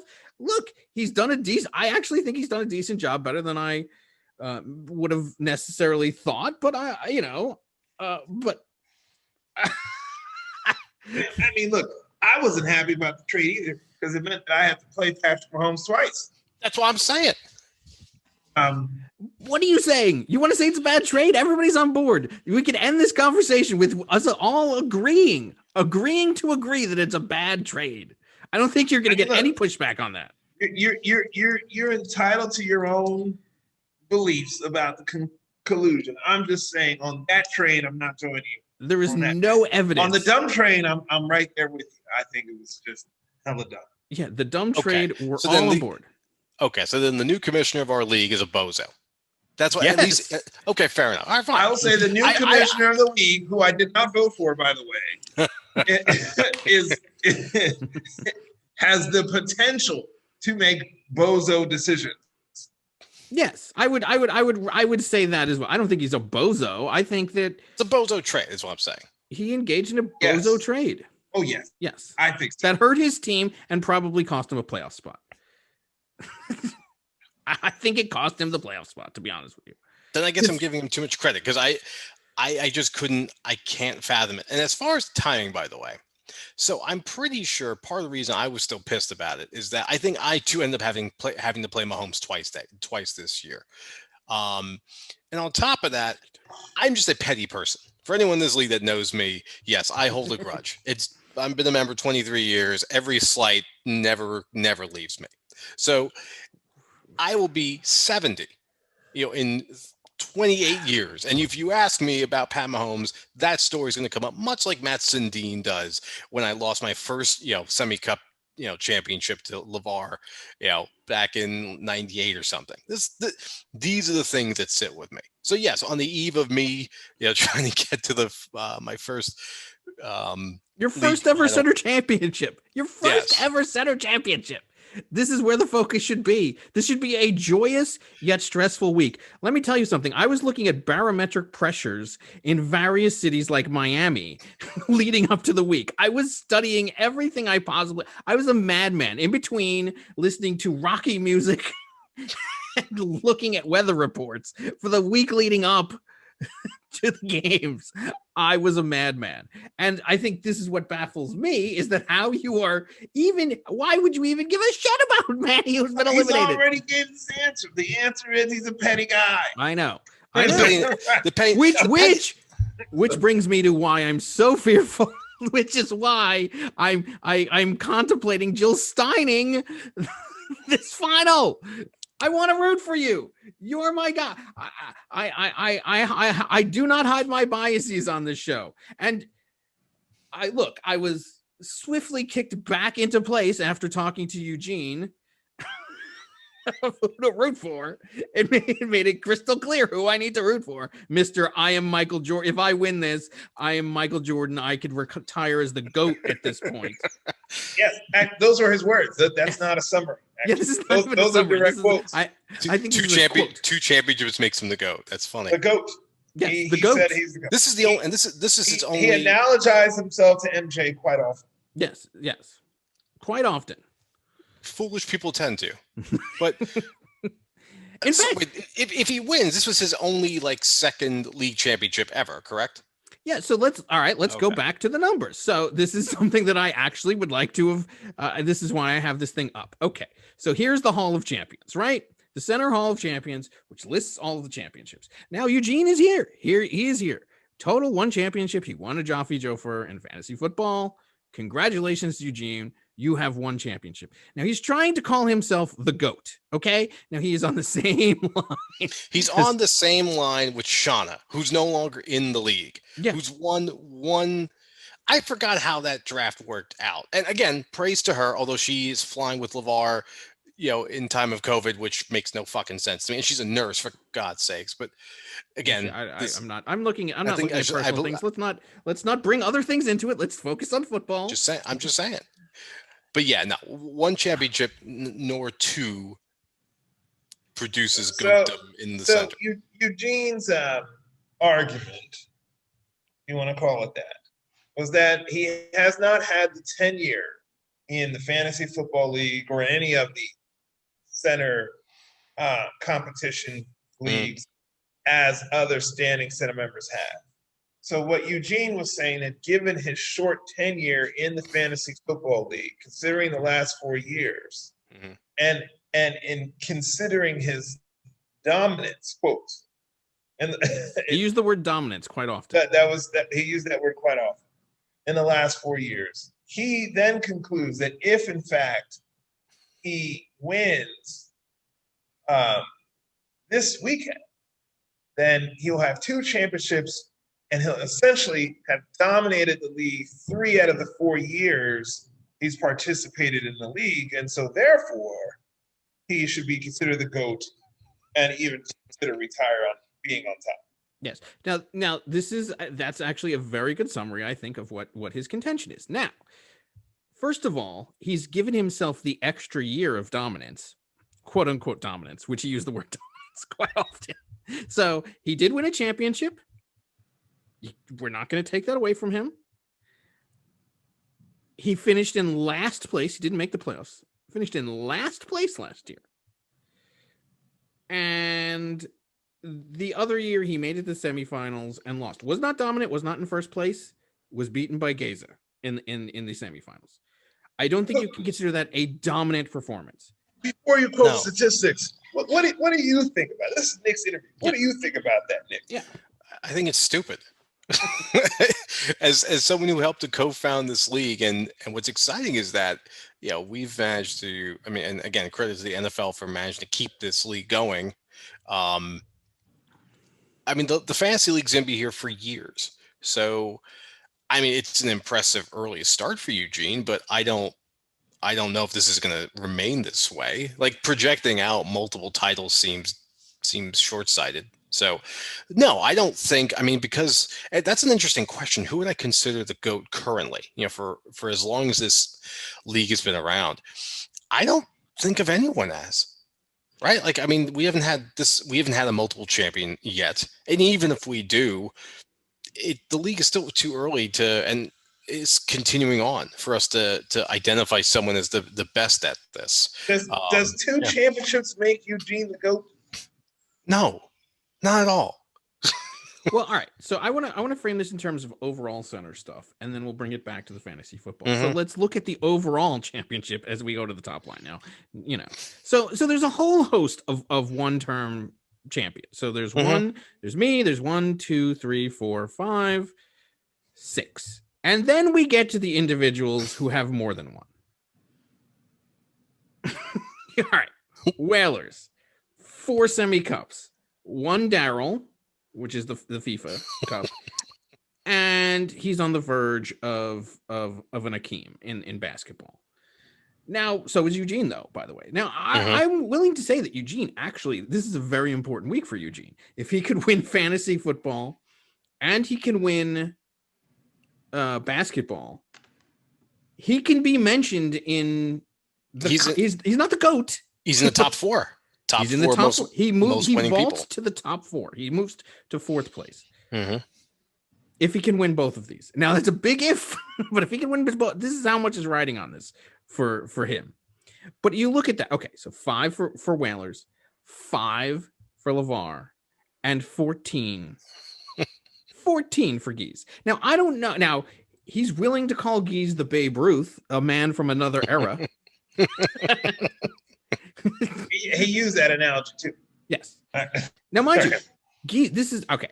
So Geese, in terms of center championships, 3 Randy Watson trophies, 10 semi-cups, and 1 Joffrey Joffer. So that's not only has he won multiple sports, he's won in more sports than anybody else. He's won 3 different varieties of sports. Now, Whalers can tie him in terms of that, which brings him in the conversation. And mind you, Minor has not played since season 4, and he's still he wants to talk about the short tenure. So in terms of overall center championships, and the pantheon of great center players, Eugene has a long way to go.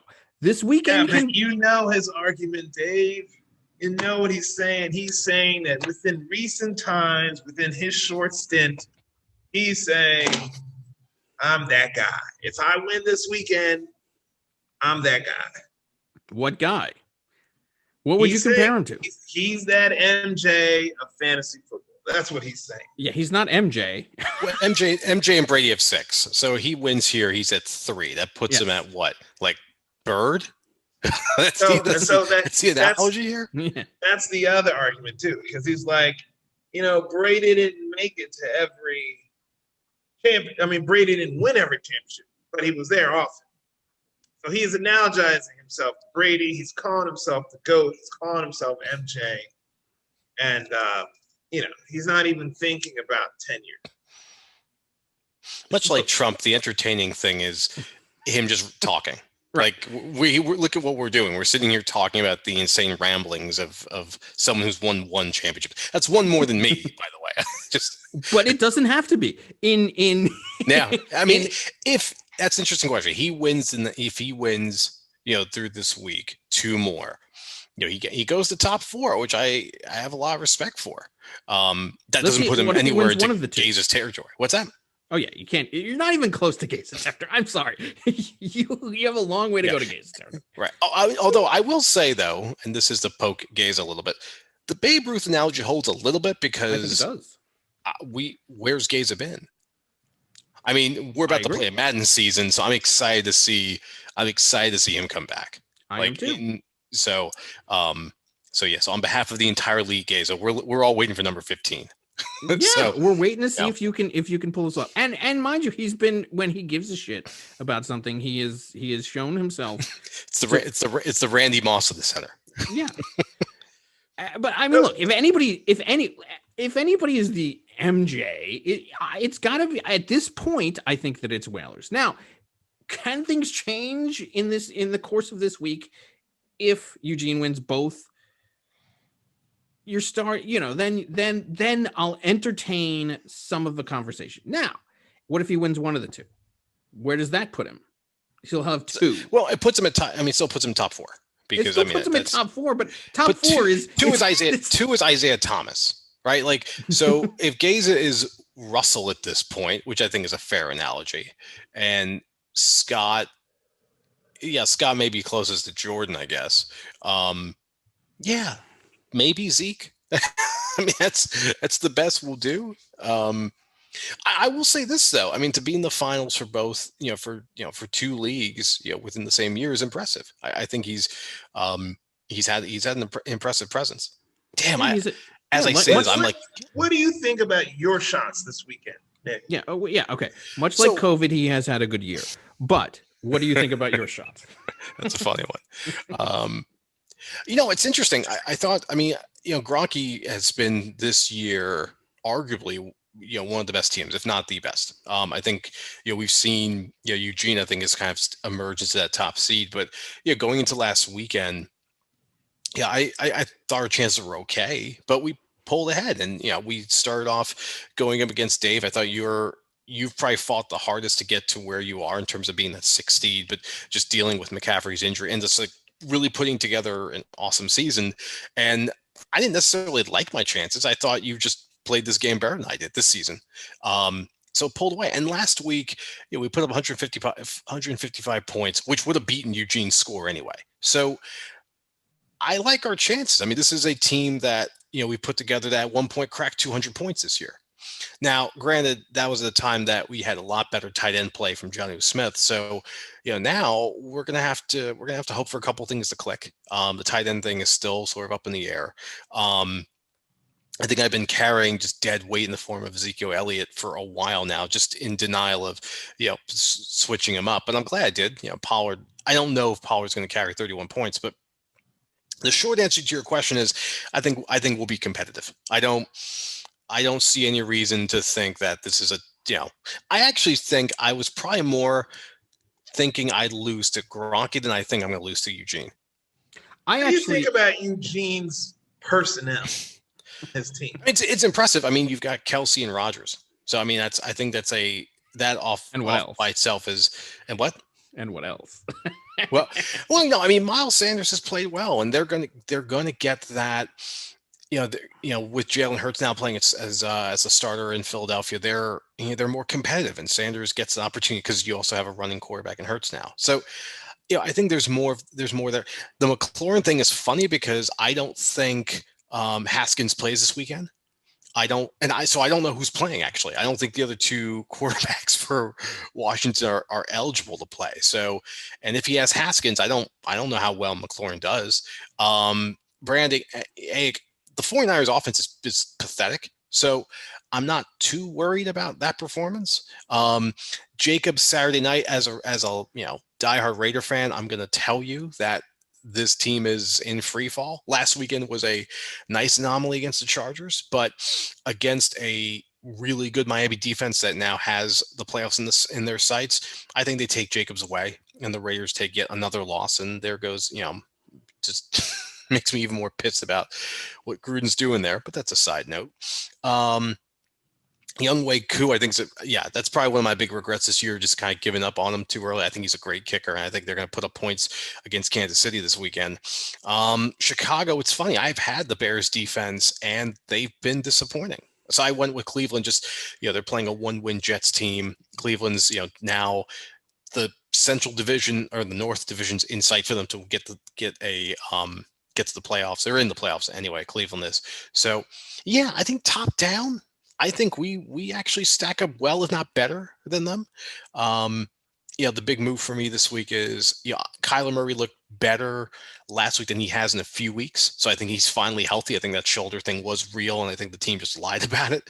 So he's mobile again, and that mobility is what makes him a 30-point quarterback. So I think that's a chance of right now he's starting. I think that's going to kind of stay that way.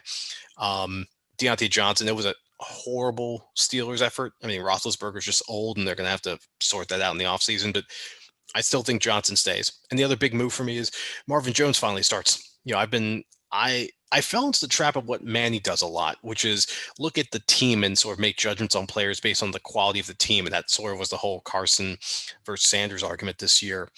And I kind of fell into that same trap. I don't trust the Detroit Lions. No one should trust the Detroit Lions, but they've played better since they fired their head coach, Matt Patricia, and their GM. So, and Jones is their best receiver. Galladay has been, consistently hurt. So I think, I've been stubborn about not letting him play. I think this weekend we changed it up. I've been, holding out hope that Cooper Kupp would show up. I've been successful with Robbie Anderson this year, but I think the Panthers defense has kind of fallen off. So Jones gets the start. Like I said, tight ends a total crapshoot. I think, Dalton Schultz I've had a lot of situations this year where tight ends are so touchdown dependent. Do I think Schultz gets another one this week? I don't know, but Jonnu Smith's been repeatedly hurt. So I may have to do a little digging and see, what luck we can get out of there, but I think it's a pretty evenly matched game. And like I said, I was more worried last week about Gronky's team, which I think is better constructed than Eugene. So I think it's going to be competitive. I like my chances. I know that Audwin would probably concur. I know that I do. I mean, I certainly think that Gronky Kong was probably, if you want to talk about dominant, I think he was the dominant team of this season. I think Eugene inextricably won a bunch of games and it is somehow here. But I think that Gronky Kong was the dominant team. I think that, but I also think that Zamunda, and this is what I wanted to ask you about also is, that you have been criticized on this program many a time for your trades. Yep. And this year, I think that you finally took a target because the book on you was essentially one of the best drafters in the league, if not the best drafter in the league, year in and year out, able to spot talent down the line that people are not able to see. But you always traded away. And then this year you didn't. I don't think did you make any trades this year? I don't think you made any trades. No, I got a couple offers from Lombardi and Whalers early on, when their teams were kind of, exactly. And then Manny actually, I feel like at some point had offered me Michael Thomas. I think he was trying to get it. Did you ever receive a trade from Eugene, a trade offer? I think I feel like I made it early in the season, but I don't recall what he was asking for. So yeah, no, I stubbornly held off this year. For one, I didn't really see any good offers. Secondly, I reminded myself to be patient. I was concerned with Zeke. Prescott goes down. Their left tackle Tyron Smith, who I think is actually the MVP of that team, also goes out with injury. Their entire offense collapsed at that point, and that was a sign to me that, in retrospect, I should have gotten out of that early. You sort of sell high at that point, but I decided to stick to it, just in the hopes that maybe with Dalton, the team actually stays competitive, but they just fallen apart. So that's why we had to go to that's why we had to move up to Pollard. But I mean, in general, the team is constructed well. Yeah, I mean, I spent the entire offseason making Kyler Murray a priority. So, getting him at $22 in the draft was money well spent. I think Deontay Johnson failed me late. I didn't quite honestly know who he is, but Steelers receivers tend to do well. I made a point this year to not get just absolute garbage for receivers, because in the past I've overspent on quarterbacks and running backs, and then come the end of the auction, I'm just scraps for wide receiver. 2 years ago, I think we didn't discover Cooper Kupp, but he was a nobody, so we took a chance. I think he cost us like $2. It worked out well. I think now there's a lot of questions about how deep that receiving core is in Los Angeles, but this year I just made a point to just stick with the guys we had here and pick up some players along the way. Marvin Jones, Justin Herbert, Jerry Jeudy at some point. I've been very intentional about just hoarding receivers, just because that's felt more interchangeable. And then running back wise, I've had to do sometimes some platooning, but for the most part, Kamara's been consistent. Zeke has just held us down. Honestly, I probably would have won maybe 1 or 2 more games if I had just owned the fact that Elliott is just shot and just found something to step into replacing that. Lately, it's been Tony Pollard, and I think that's going to be the way it stays. They play Philadelphia this weekend. I mean, they're going to make the case for Zeke to play, but I think they're going to realistically, I think Dallas is realizing they're going to try to get out of that contract, and Pollard's great. He's a much better receiver. The offense looked a lot better with him there. So, I think this has been a well-constructed team. It's just been me this year being more disciplined about not disrupting that, but at the sacrifice of one player in Elliott that we should have better assessed when that team was falling apart. But as a result, I mean, this, so sure, though I mean, look, honestly, I can't fault you for that. And then second of all, but I mean, I think, does this going forward, win or lose, does this affect how you're going to coach in the future to see that the things that we've been saying, the criticism that we've been leveling towards you, and you making the proper adjustments that, and then you find yourself in the finals the first year that you do it. I mean, it's gotta feel, it's gotta feel good. I mean, obviously just being in the finals has got to feel great. But in addition to that, does this govern you going forward, win or lose, to say hey, maybe I should trust all of my scouting instincts, all of my coaching instincts? The only thing that I can't trust myself is on seeing a good deal and wanting to trade somebody away. Because it's not even, so here's the thing. My criticism of your trades also has always kind of been, individually, I can see a justification for the trade. It's I wouldn't have made that trade, but I could see why you would make it. And then it happens 3 times, and the next thing you know, your entire core has been decimated because in the aggregate, it's well, how did they all go? So, but having the discipline to do that, do you think that going forward, you will apply this in future seasons, win or lose? I think it will. I know I will. I think the thing for me is also looking now at the trends of just positions to put value on. I tend to spend a lot of money on running backs. Obviously, the argument is like there's less of them to be mindful of. But with the exception of Kamara, it's hard to pinpoint. It's hard to identify. And this year, surprisingly, Dalvin Cook. But I think in the future, the only thing that may change for me is probably investing a little bit more in receivers early on, because I think that the league as itself is making running backs a little bit more interchangeable, or at least getting running backs that are definitely friendly in the passing game.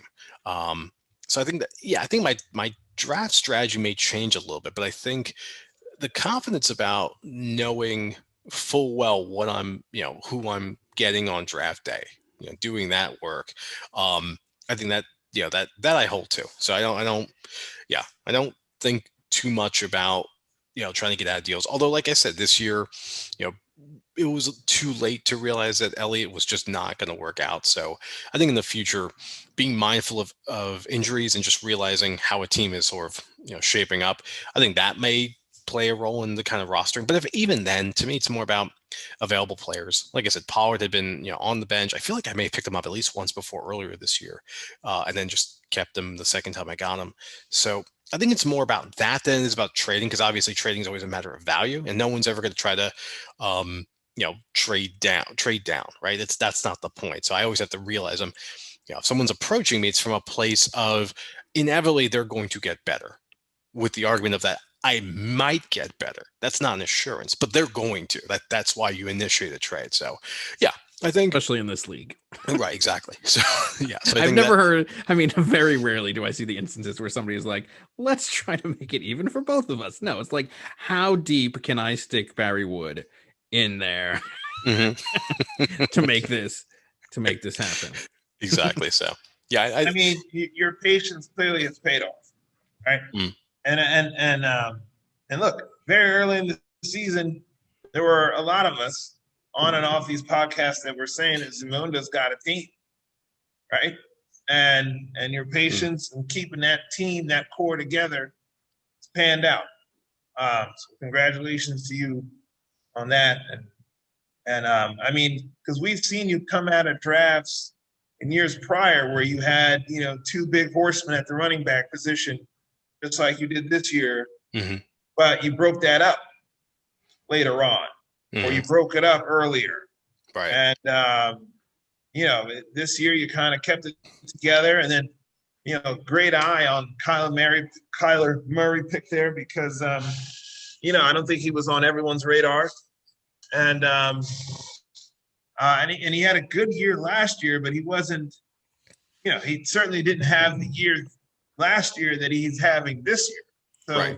So, in many respects, you foresaw performance from this guy that had not yet fully been revealed, right? With Herbert as well. Well, the thing about Murray is, I'm well aware of the fact that he's playing for a coach in Kingsbury who's run that air raid offense out of college. And actually, I've read about the air raid offense. It's a really good book on that. The Perfect Pass by, I think, S.E. Gwynn or something. I don't know. But sort of the history of sort of running like a 5 receiver set. Like, what does that mean? So I was kind of interested in that. So I had high hopes that the second they got Hopkins, that kind of sealed it for me, that I think Murray's going to be that much better. But that's a team that's going to be very pass heavy. They try to run it. That's not effective, but they're going to run multiple receiver sets. They're going to have that ability to throw the ball. And they have a running back or a quarterback who may be probably one of the fastest quarterbacks in the league.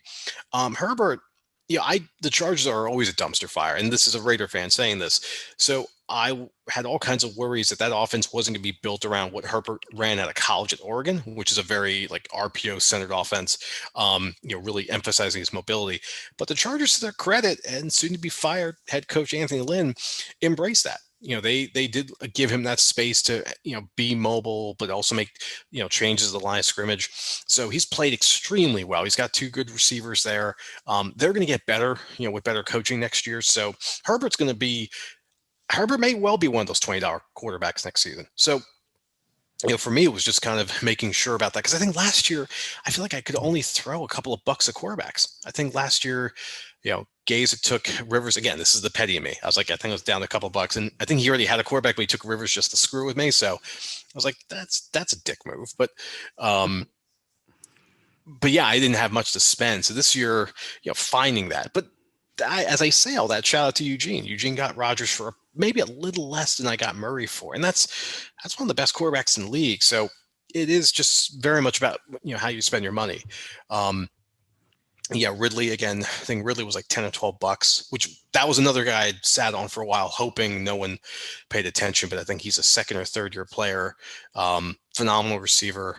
And again, you're gonna have just some guys that you kind of pay attention to, and very likely he may become the number one receiver because I don't know if they're going to keep Julio with that contract in Atlanta as they basically get ready to implode that team.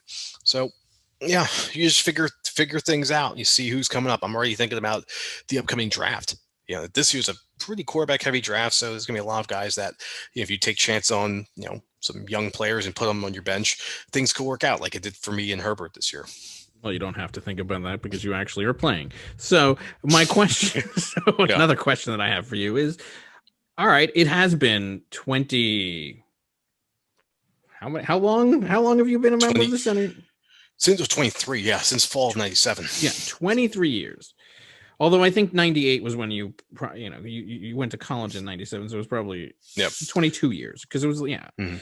Well, I met you guys fall of 97 because we met at the rec center.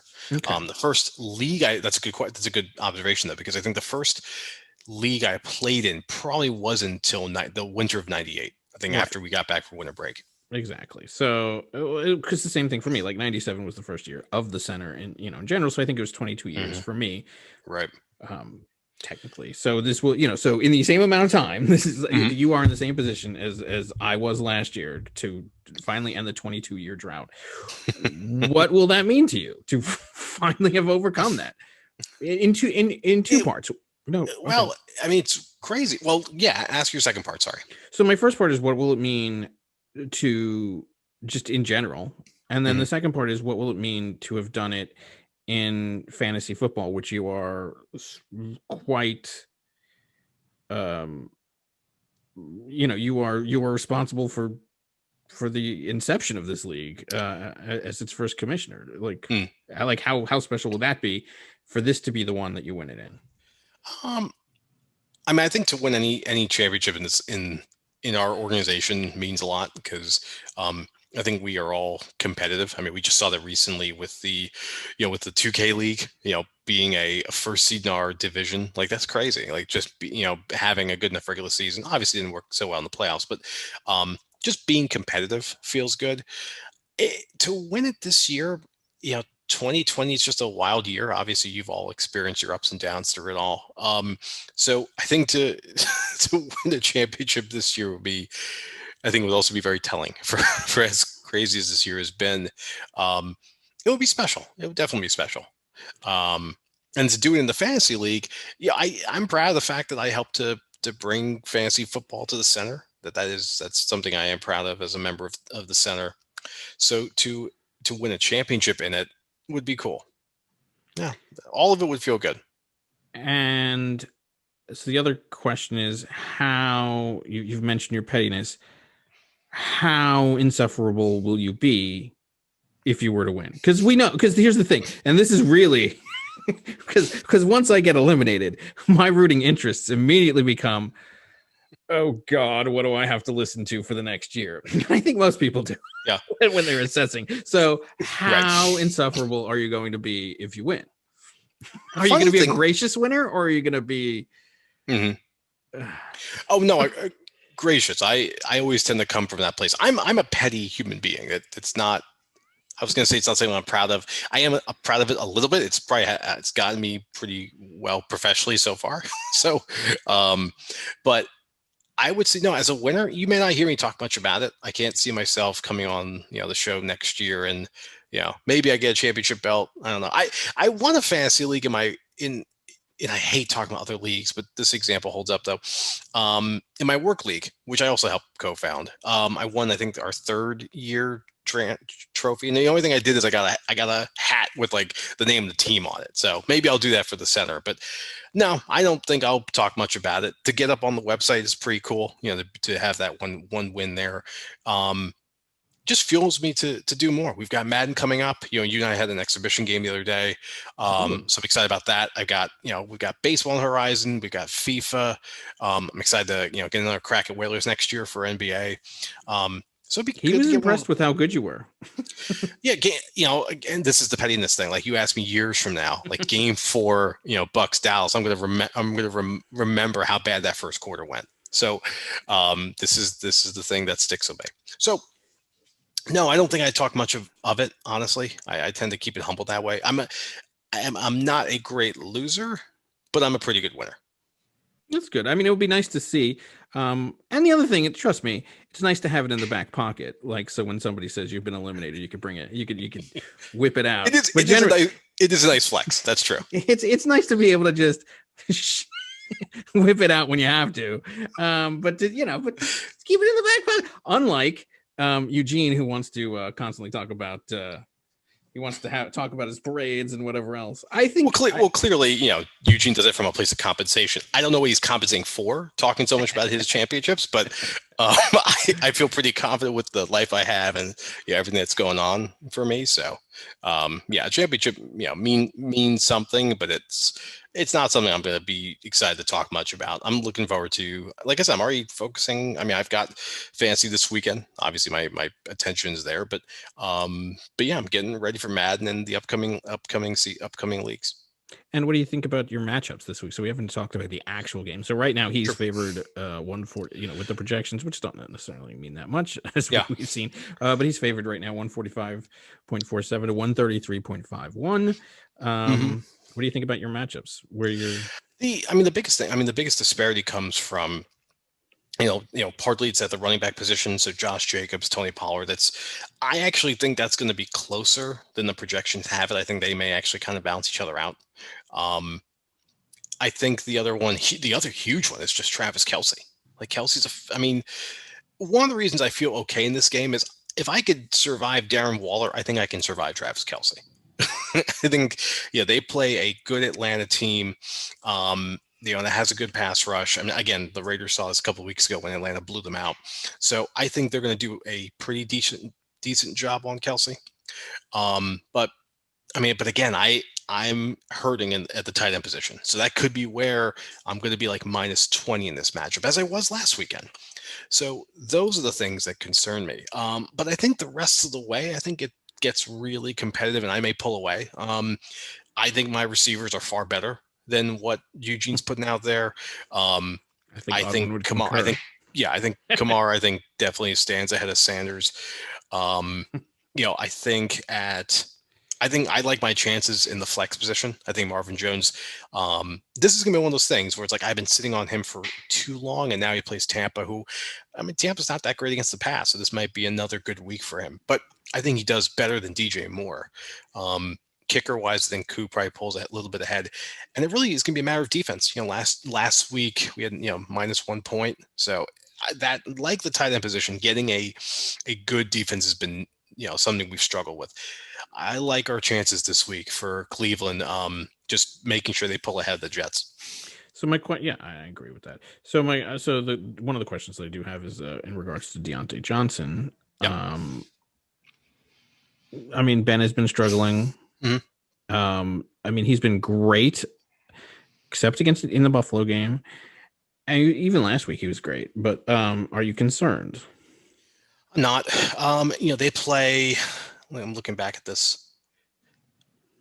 Let's see. You want to pull back up? I'll try to see who the Steelers have this weekend. So they get Indianapolis. Mm-hmm. Indianapolis is a better team than Cincinnati. I think, the big thing with Johnson 2 weeks ago against Buffalo was just the drops, and as a result, he gets taken out of the first half of the game. Just basically being disciplined by the coaches. He's led the team in drops this year. As he puts it, that's a concentration issue for him. It's gotten better this weekend against Cincinnati. He's the reason they stay in that game. He's targeted, I think, like 12 times, catches 8 passes. Played far better. It's just a matter of Ben getting the ball to him. He's a great short yardage receiver, but he does a lot of great things with the ball. He had one catch for a touchdown last week, just basically just going up on a defender, and Ben's going to drop that over the top every time. So I think Johnson, with Ben probably having to throw the ball shorter, because I think Ben's arm is shot at this point. I think he's probably the better option there.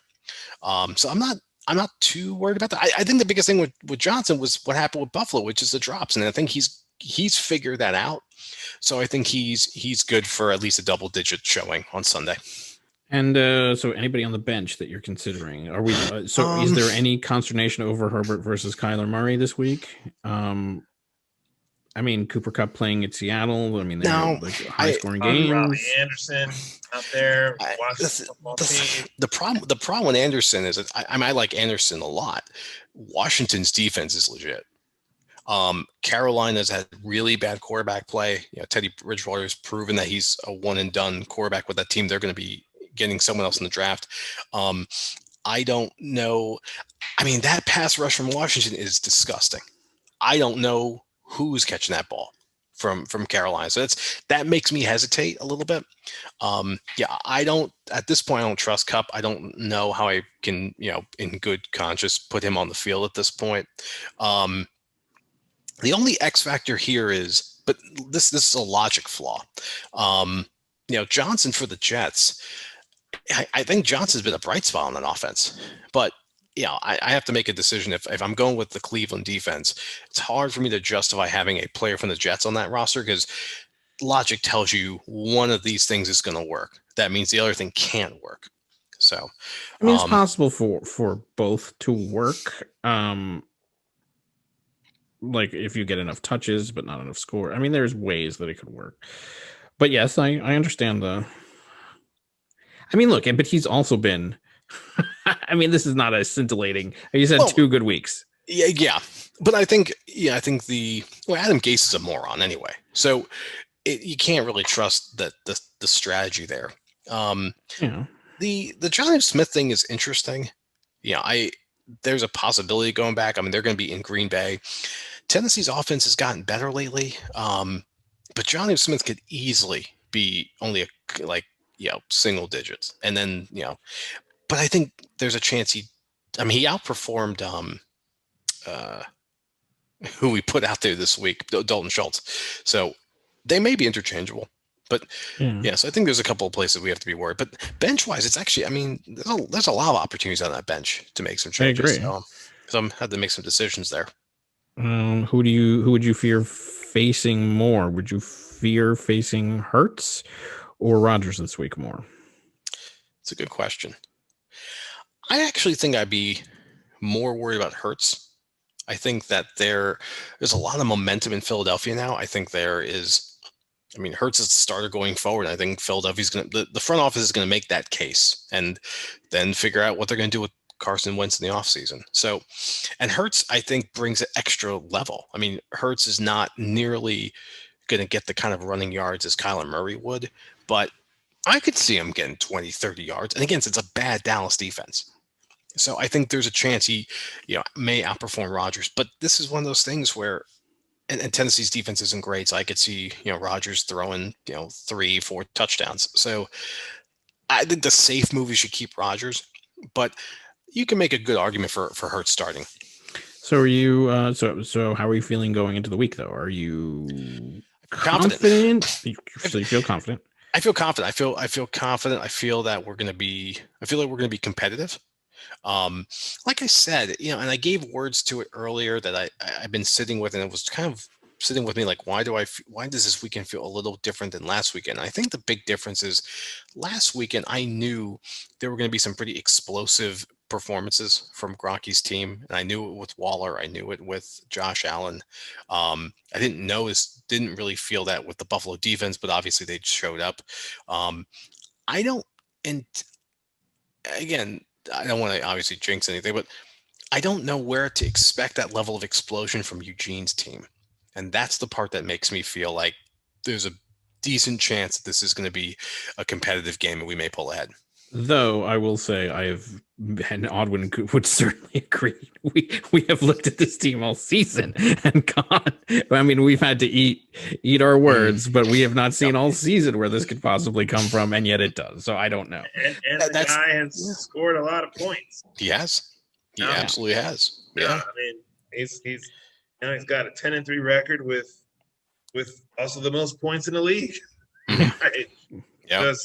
Just and it's baffling, but I mean, it happens. So I mean, it's baffling, but it happens. Yeah. Are you planning? So do you? Is it kind of like? I mean, other than like we've talked about the players that you're going to do, but generally, do you just kind of? How do you set your lineups generally? Like, do you just set it and forget it at some point and you just kind of like walk away, or are you really thinking to the last moment? And is that going to change at all given the stakes of this game, or are you just kind of? Yeah. The last couple of weeks, I think I made some last second changes. I mean, most famously was this past weekend. Like, kickoffs at 8:15 Saturday night. At 8:14, I had a feeling about Robbie Anderson, so I just switched him out for Cooper Kupp, which just resulted in like +4 more for me. The Pollard Zeke thing, I sat with that for a while, decided to go with Pollard just for the receiving yards. That got cemented for me when Zeke was declared and not playing. So this past weekend, I felt like I made a lot more roster changes like right before game time. I think against you, I think there may have been maybe one change I made. I mean, for the most part, we've been set it and forget it. And again, that's bit us badly sometimes, especially with the whole thing with Zeke playing this year. I think that was our biggest liability. We kept losing a lot of points at that running back spot, and that was just because I was stubborn to make a change there. So we finally do so, and it results in good things.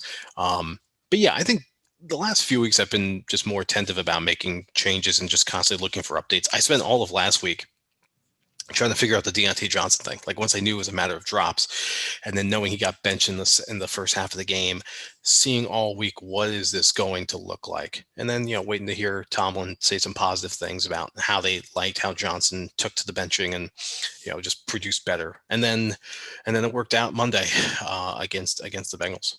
So you're going to be doing a lot of that over the next few days. Yeah, I think so. I mean, work-wise, like, I'm on break now, so I get to just sort of sit and look at this every day and, wait to hear updates. Like right now, I mean, and everything starts Friday. There's, I think, 2 or 3 games Friday. There's a couple of games Saturday, including, Dolphins at Raiders, and then Sunday wraps it all up. Mm-hmm. So it's interesting because each day, I think we have games Saturday, and I don't think we have anything. Well, I'll look. I see no Monday. Well, there is no Monday game, I'm assuming. I don't think so. No, wow, they're Monday games. It'll be all playing on Christmas Sunday. Yeah. Wow. Yeah, I've showed you how much I've checked out, as you can tell by the outfit and hair. Kamara is playing on Christmas. We've got something Friday. We got something Friday against against a good home against Minnesota. We'll see how Breeze is playing, but yeah, I think that's going to be a shootout. That sets the tone, though. Kamara comes out and performs as expected. I think that says a lot of good things. Underperforms, and we have to get a little nervous. Yeah. All right. Well, that pretty much wraps it up for the questions that I have for you. Dr. Hockey, do you have any other questions for Nick? No, I don't have any further questions. Good luck this Friday. And this weekend, rather. Yeah. Starting Friday. Yeah. Happy holidays to you. Yes. Thank you. You both. Yes. Happy holidays to you. And yeah, I mean, look, there's no secret. We're it's no secret. We want you to crush him. We'll do what we can. Yeah, we're rooting for you. It would be great to actually. I mean, look, you're the underdog. I've like I said, I've been rooting for you all season. I'm very happy to see that somebody who's made the changes, and I think that you can be a force to be reckoned with. Maybe the GOAT, maybe a Michael Jordan. I will be. Yeah, no, we'll just be happy with getting our one. Like exactly. It would be nice. It would be nice to see you in the Hall of Champions and have you on there. So, good luck to this week. Happy holidays, and we will. Happy holidays. Merry first Christmas to Zora, man. Thank you very much. Yeah, and all right, we'll guys. See you. I will, regardless. I will make exactly. I will be on the postseason show next week. Well, that's Eliza's first too, right? What? It's yours. It is. It is Eliza's first Christmas. That's true. Right. Yeah. That's right. Yeah. So, all right. Great to see that. Enjoy the time. And we're going to take a quick break. On the other side, we'll be back with our predictions of what's going to happen next week. So make sure to stay tuned. Make sure to stay tuned.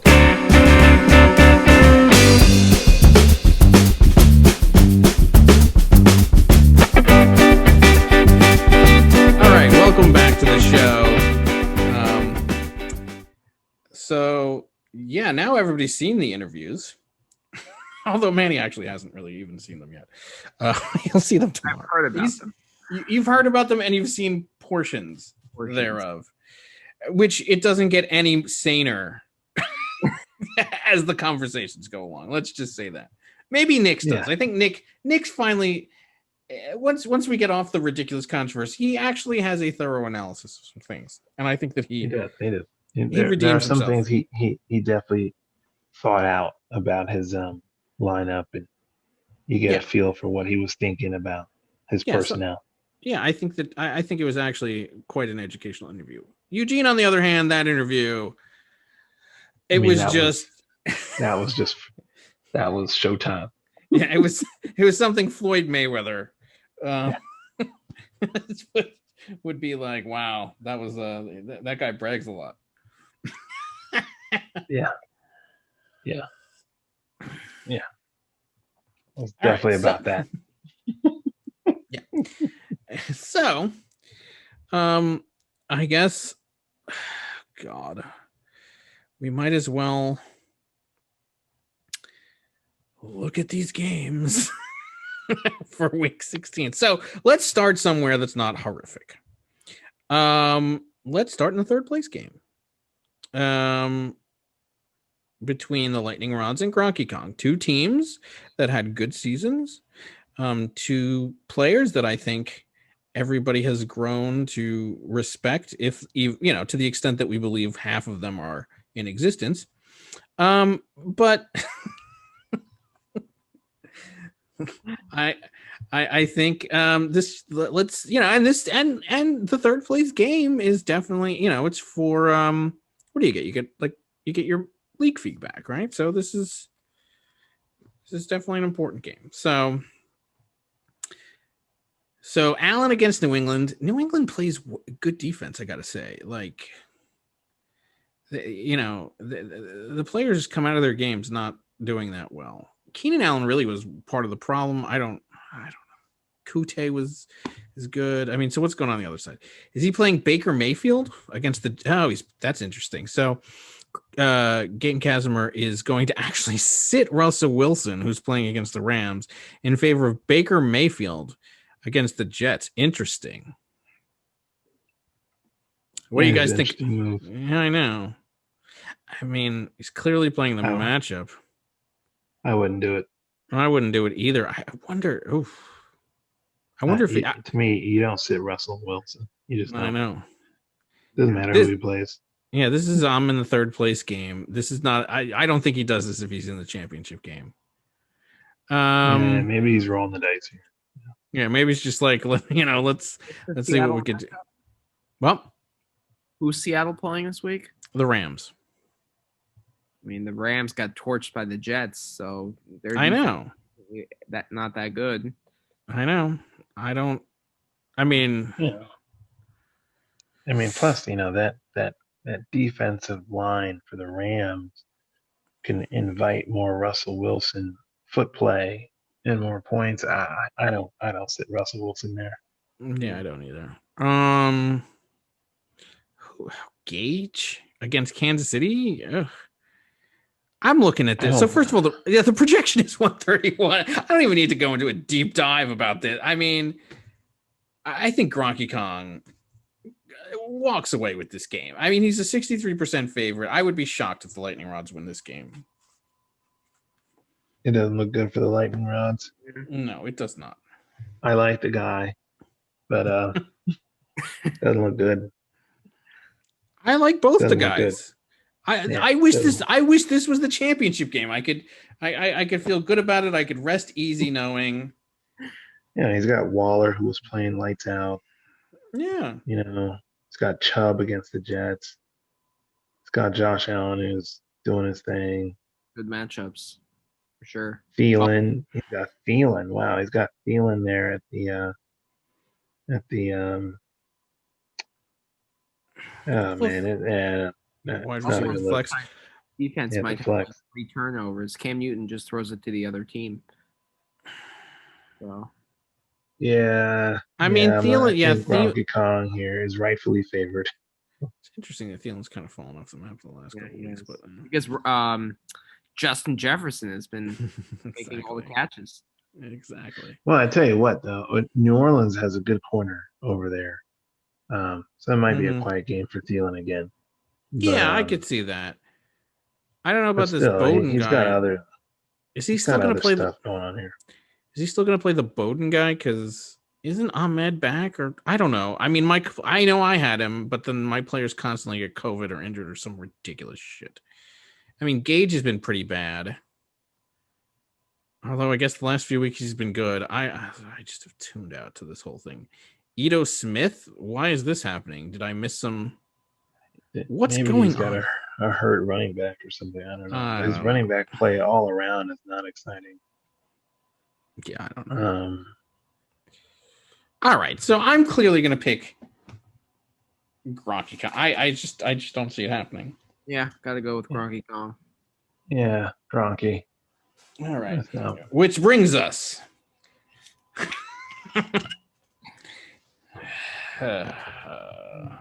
everybody get your drinks. Let's get nice and guys. I think I'm headlined by my drink here. Yeah, but you should pick it up and fill your glass with it. All right. Moving on to this championship game, the 8th championship game in this league. Dave's Secret Crush going for their 2nd championship in this league in 4 seasons versus the Zamunda Lions going for their 1st championship in the center in his 22 years of playing. All right. So the projection at the outset is 145.47 to 133.51 in favor of Dave's Secret Crush. I can't believe it. What? Okay. So Aaron Rodgers going versus Tennessee against Kyler Murray versus San Francisco. I mean, I really haven't even paid attention to football lately, but it seems like those are both difficult matchups, right? But Tennessee gave up a bunch of points to Cleveland that week. What's going on? Who's been paying attention to football? Tennessee's defense sucks. Yeah, Tennessee defense is not exciting. Okay. But you know what? Neither is the 49ers. Yeah. Those predictions accurate.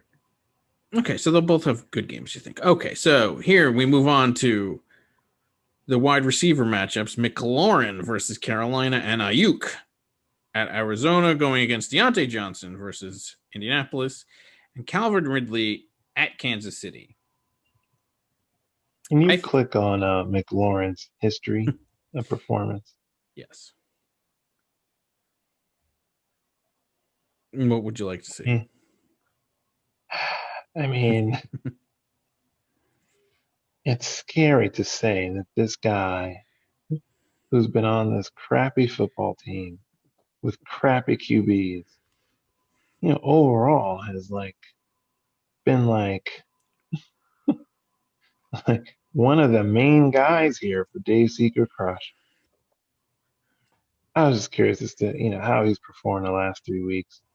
So actually the last 3 weeks have been probably the lowest. His worst. I mean, his worst. Yeah. And he's getting that other quarterback. You said, is Haskins going to be thrown him? Who knows? Who's throwing? I don't know. I mean, I don't know. Are you against Arizona? I got to say that's a problem. Those Arizona games, from what I recall from the last time I watched football, were very high scoring games. And it's like, who's throwing the ball in San Francisco? Right? Mullins, my God. Why? I mean, he, on the other hand, has had some fantastic games the last 3 weeks. Yeah. On the other side, so you have Deontay Johnson. He got 19. So the week before, he had only 8. This last week, he had 19 with a touchdown boosting that up. Now, Nick, you know, in the interview, did talk about how, you know, it was really related to drops and how the coach, you know, how he read the stuff about the coaching. I mean, this was actually gave some insight into how much Nick reads about this stuff. So, you know, good for him. So maybe he probably knows way more than I do about this matchup, but it does concern me. As does the Ridley matchup, to be honest with you. He's playing against Kansas City. I mean, Ridley has been fantastic, but you know, and for most of the season, in fact, but that Kansas City matchup, that concerns me. Kansas City doesn't have the greatest defense. They have a good offense, but they still give up points. Okay. I agree, but the Falcons are just, they're very inconsistent. Matt Ryan can be hot and cold in a minute. And I just don't know about that. It's also at Kansas City, not in a dome. Which is even worse. Yeah. So I would be concerned. I mean, like, I would play him. There's no way that I would sit him, but, you know. Yeah, and when Matt Ryan is bad, he's really bad. Yeah, exactly. True. Now you go on to the other side. So I definitely think that Dave Secret Crush has an advantage in wide receiver here. I can't believe it, but I think that he does. You got to running. San Francisco is playing its best defense, I think, out of these last three. This IU guy has had an amazing 3 weeks, but if 2 of those 3 weeks he's played some really shitty teams. This might be the best defense he's playing against this week. Okay. Sure. I mean, Indianapolis does have a really good defense, and Pittsburgh offense is struggling mightily right now. Right. So, Indianapolis is also known for its corners too. Yep. Yeah. Trust as somebody who only lost to Nick because he didn't play the Indianapolis defense. And then they got Claypool and Schuster still there. They're still healthy. So, and Dave Secret Crush has Claypool. Yeah, but he does. I don't know if I would be starting Deontay right there. I just don't think that I would. But I mean, Nick. I don't think he has any options. I don't think Nick has any. No, Nick had some options. He's got Cooper Kupp going against Seattle. I think Seattle. Those are high scoring games. I don't care what. I mean, I know that he said that Cooper Kupp has not been that good lately, but I mean, he hasn't. I think he's stuck.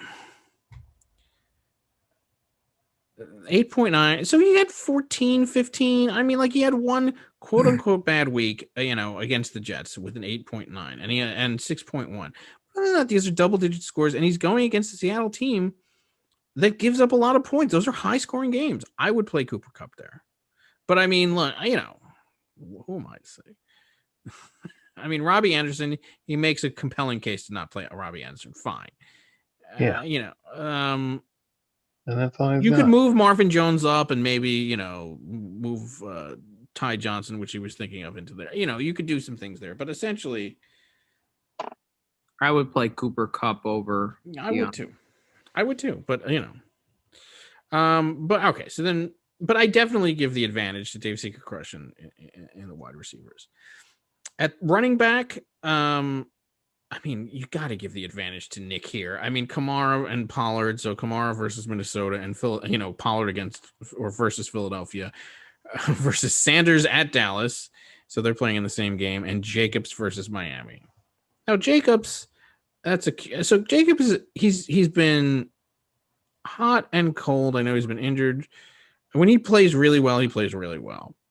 When he doesn't, he doesn't. And Nick seems to feel confident as a Raiders fan, and he would know that he doesn't think that Jacobs is going to have a good game. Miles Sanders, we've been over this many times this season. Has he ever? So he reached the Sanders 20 once, twice, 3 times a matey. Other than that, I mean, now this Dallas is an entire eye roll. I mean, why this guy is even on a roster? But Dallas is not a good team, so maybe. But then Pollard is, first of all, Kamara and Pollard are going to outperform Sanders and Jacobs. You got to give the edge in running backs to Zamunda. I'm sorry. Yeah, and going back to the receivers, I don't necessarily give Eugene the big edge on the receivers, because I know McLaurin has been pretty good, but not if Haskins is well. Haskinson's garbage. That's true too. But I mean, yes, but I'm giving him the edge there, and I'm giving Nick an edge in the running backs. I mean, I don't know what I don't know. I mean, I'm certainly giving the edge to Kelsey over Schultz, especially playing versus Atlanta. Like, absolutely, that's where Dave's Secret Crush can run up the points. Right. Marvin Jones Jr. versus Tampa Bay against DJ Moore at Washington. Washington is a tough team defensively, but Moore has been pretty good. Although, who's throwing to him nowadays? I mean, is it Bridgewater? Who is? Yeah, it's Bridgewater, right? So what has he done? 19, but then 0, then 10. I mean, he's hitting. He's good and bad, good and terrible. Marvin Jones. Is he good now? Yeah, I mean, Nick was that Washington defense has been playing very good defense. Yeah, exactly. Now Nick has been touting Marvin Jones. In his interview, he touted Marvin Jones Jr. Now he seems to have good games and bad games as well. I had him throughout this stretch. I mean, when he plays, he's Detroit's number one guy right now. Right. But yes. Now. So right. My perception of him is skewed from here. I think I finally dropped his ass at the 2.8. And of course, God, this fucking season. So yeah. So if he continues that, then he had 27 against Tennessee. Oof, that really does not bode well for the Tennessee team. Yikes. Nick needs a breakout from one of these receivers. Yeah. Exactly. I don't think he can do the usual running back and quarterback deal to bring him home. He needs a surprise game from one of these receivers again. Yeah, but especially I don't know who it'll be. Especially with the tight end deficit. Although Nick was saying in the interview, like he had a tight end deficit against Gronky Kong, which he did, and he still pulled it out. I don't see DJ Moore having a big game here. For some reason, the Washington football team has learned how to play defense. Yeah.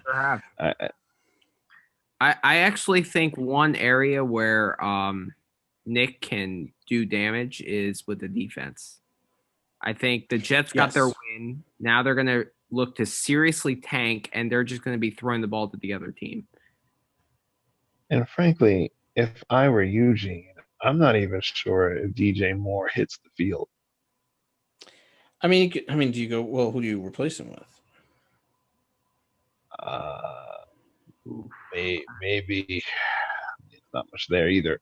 I mean, maybe Davis, maybe Gibson. I mean, Davis is depend. I mean, of course, CMC is not going to play, right? Because that guy never. Although I've been eliminated, so now he'll probably play. Actually, not Davis because he's still playing Washington.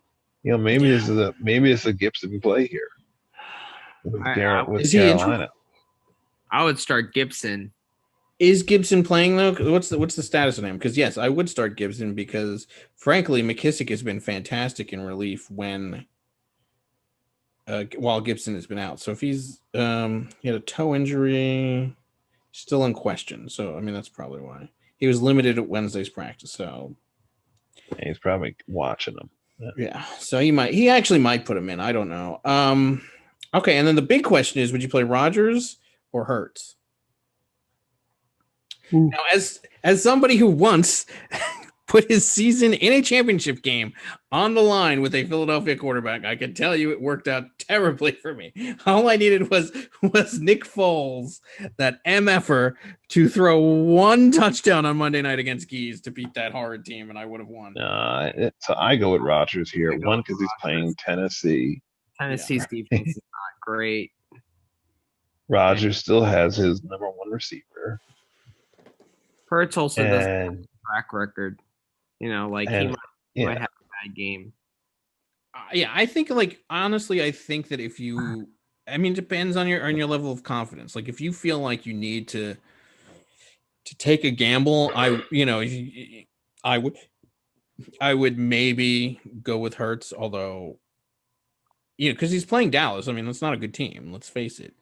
But if you just want consistency, I would go with Aaron Rodgers. This is actually one of those situations. So in Tennessee, didn't they? We just saw that they let up 27 points to. Yeah, I know. Oh. No. Yeah, to Marvin Jones, right? Is that who it was? Yeah, that means Matthew Stafford Yeah, how throwing the did ball. this... No. Well, Now let's you've see. got Devontae Adams in crew coming in town. Yeah, no. I mean, yeah, I would play. Yeah, I don't Playing think in I would. Lambeau. In Lambeau? Oh no. No. Was it even Matthew Stafford? Yeah, he played last week. So Stafford only got 17.28 points last week. But he's still Matthew Stafford, and that's Aaron Rodgers. I don't know. I would play Rodgers, but I mean, look, at home. I agree. Although, if you would want to, like, if you want to throw a dart at a wall, and like, because you could see how it's gonna. We're talking about the later games. He could see how things are going. If he's in a deficit, he could, see if it sticks. But otherwise, not. But all right. So predictions. Who do we think is going to be our 8th champion? I mean, I actually think the defenses might really come into play, but when I saw also that Dave Secret Crush is playing, Chicago, who's playing Jacksonville, I mean, the defenses could each go for 20 plus points in this game. It's like they're going to be purposely throwing the ball to the other team if they're in the Trevor Lawrence sweepstakes. That Jets win last week might be the worst win in NFL history. I mean, it's that bad. Leave it up to my team. I'm going with Dave's Secret Crush. I hate to do it. I'm going to suffer throughout the entire year having to listen. We're going to have to start whipping out the champ is here music again if he returns, because he might want to retire on the top of the mountain after and being the GOAT and Michael Jordan and everything. And who else did he Muhammad Ali, and he compared. Who was the other player that he compared? Definitely Jordan. There was a lot of Jordan. Jordan, Gretzky. He did. Yes, there was some Gretzky in there too. Gretzky. Yeah, I think I don't know. I would have said Zamunda, but those comments, in the interview were just I don't know if I can root for you anymore. Well, so we can get into the first part. So the first part is who do you think will win, and then the next part we can get into who are you rooting for. Okay. Ooh, who do I think will win? I would have to go with Dave's Secret Crush. I think that Deontay Johnson is not going to have a great game, and I think the Kelsey versus Schultz matchup is too lopsided. So I got to give it to Eugene for a pick. Odd. I think in real life, Zamunda has better players. In fantasy, we're at a different story. But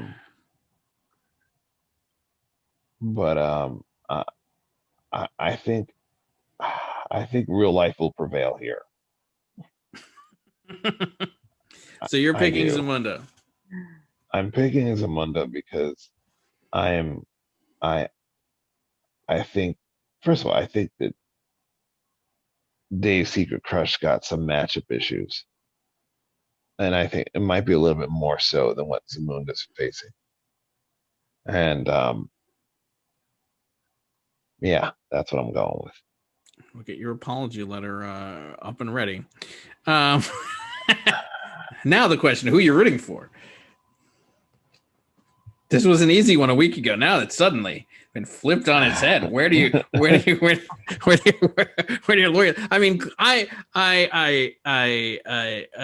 like I said, the only thing I want out of a champ is peace. I just don't want to. I don't like bragging, and I don't like the boasting, and And frankly, if Nick were to win, good for. I mean, like the man's been. I mean, he's responsible for starting this league. He's the first commissioner. He finally he took the advice that everybody gave him and didn't trade away the entire farm. I mean, it's been 22 years. I mean, everything makes me want to root for Zamunda here until last Sunday. But everything makes me want to root for him. I'm rooting for a lot of COVID positives.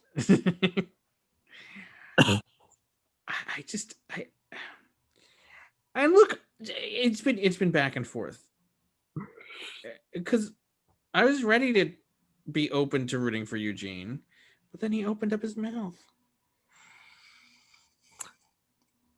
and it was mask covered. If I'm really being serious, though, I still have to root for Zamunda. I just think, comparing yourself to Michael Jordan is a little bit preposterous. Well, especially okay. So now let's move championship.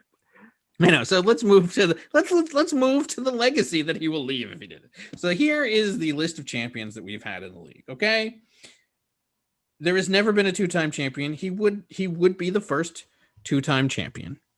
Now he says in his interview, which you'll finally get a chance to watch tomorrow, but so the full interview, at least he says, well, Audwin, you summed up his claim pretty well in that he considers the season that he lost in the semifinals and was never in first place. He considers him dominant in that season. So he's counting 3 of the 4 seasons as him being dominant, even though that's not true, but that's what he's claiming. So he thinks in the amount of time that he's been in the league that with the level of success that he has a claim to being Michael Jordan. Now, that's absurd. Will he set the bar? Will he? I don't think anybody other than a delusional man will argue that he's like a Michael Jordan level. But does he? If he wins 2, is he the best in the league? I think we have to give that to him, right? No. No. I'm not giving all that. No. Here's where I'm going at as far as who I'm rooting for, what and when, why, whatever. Look, whether you say it was there's a debate as to whether it was intentional or coincidental.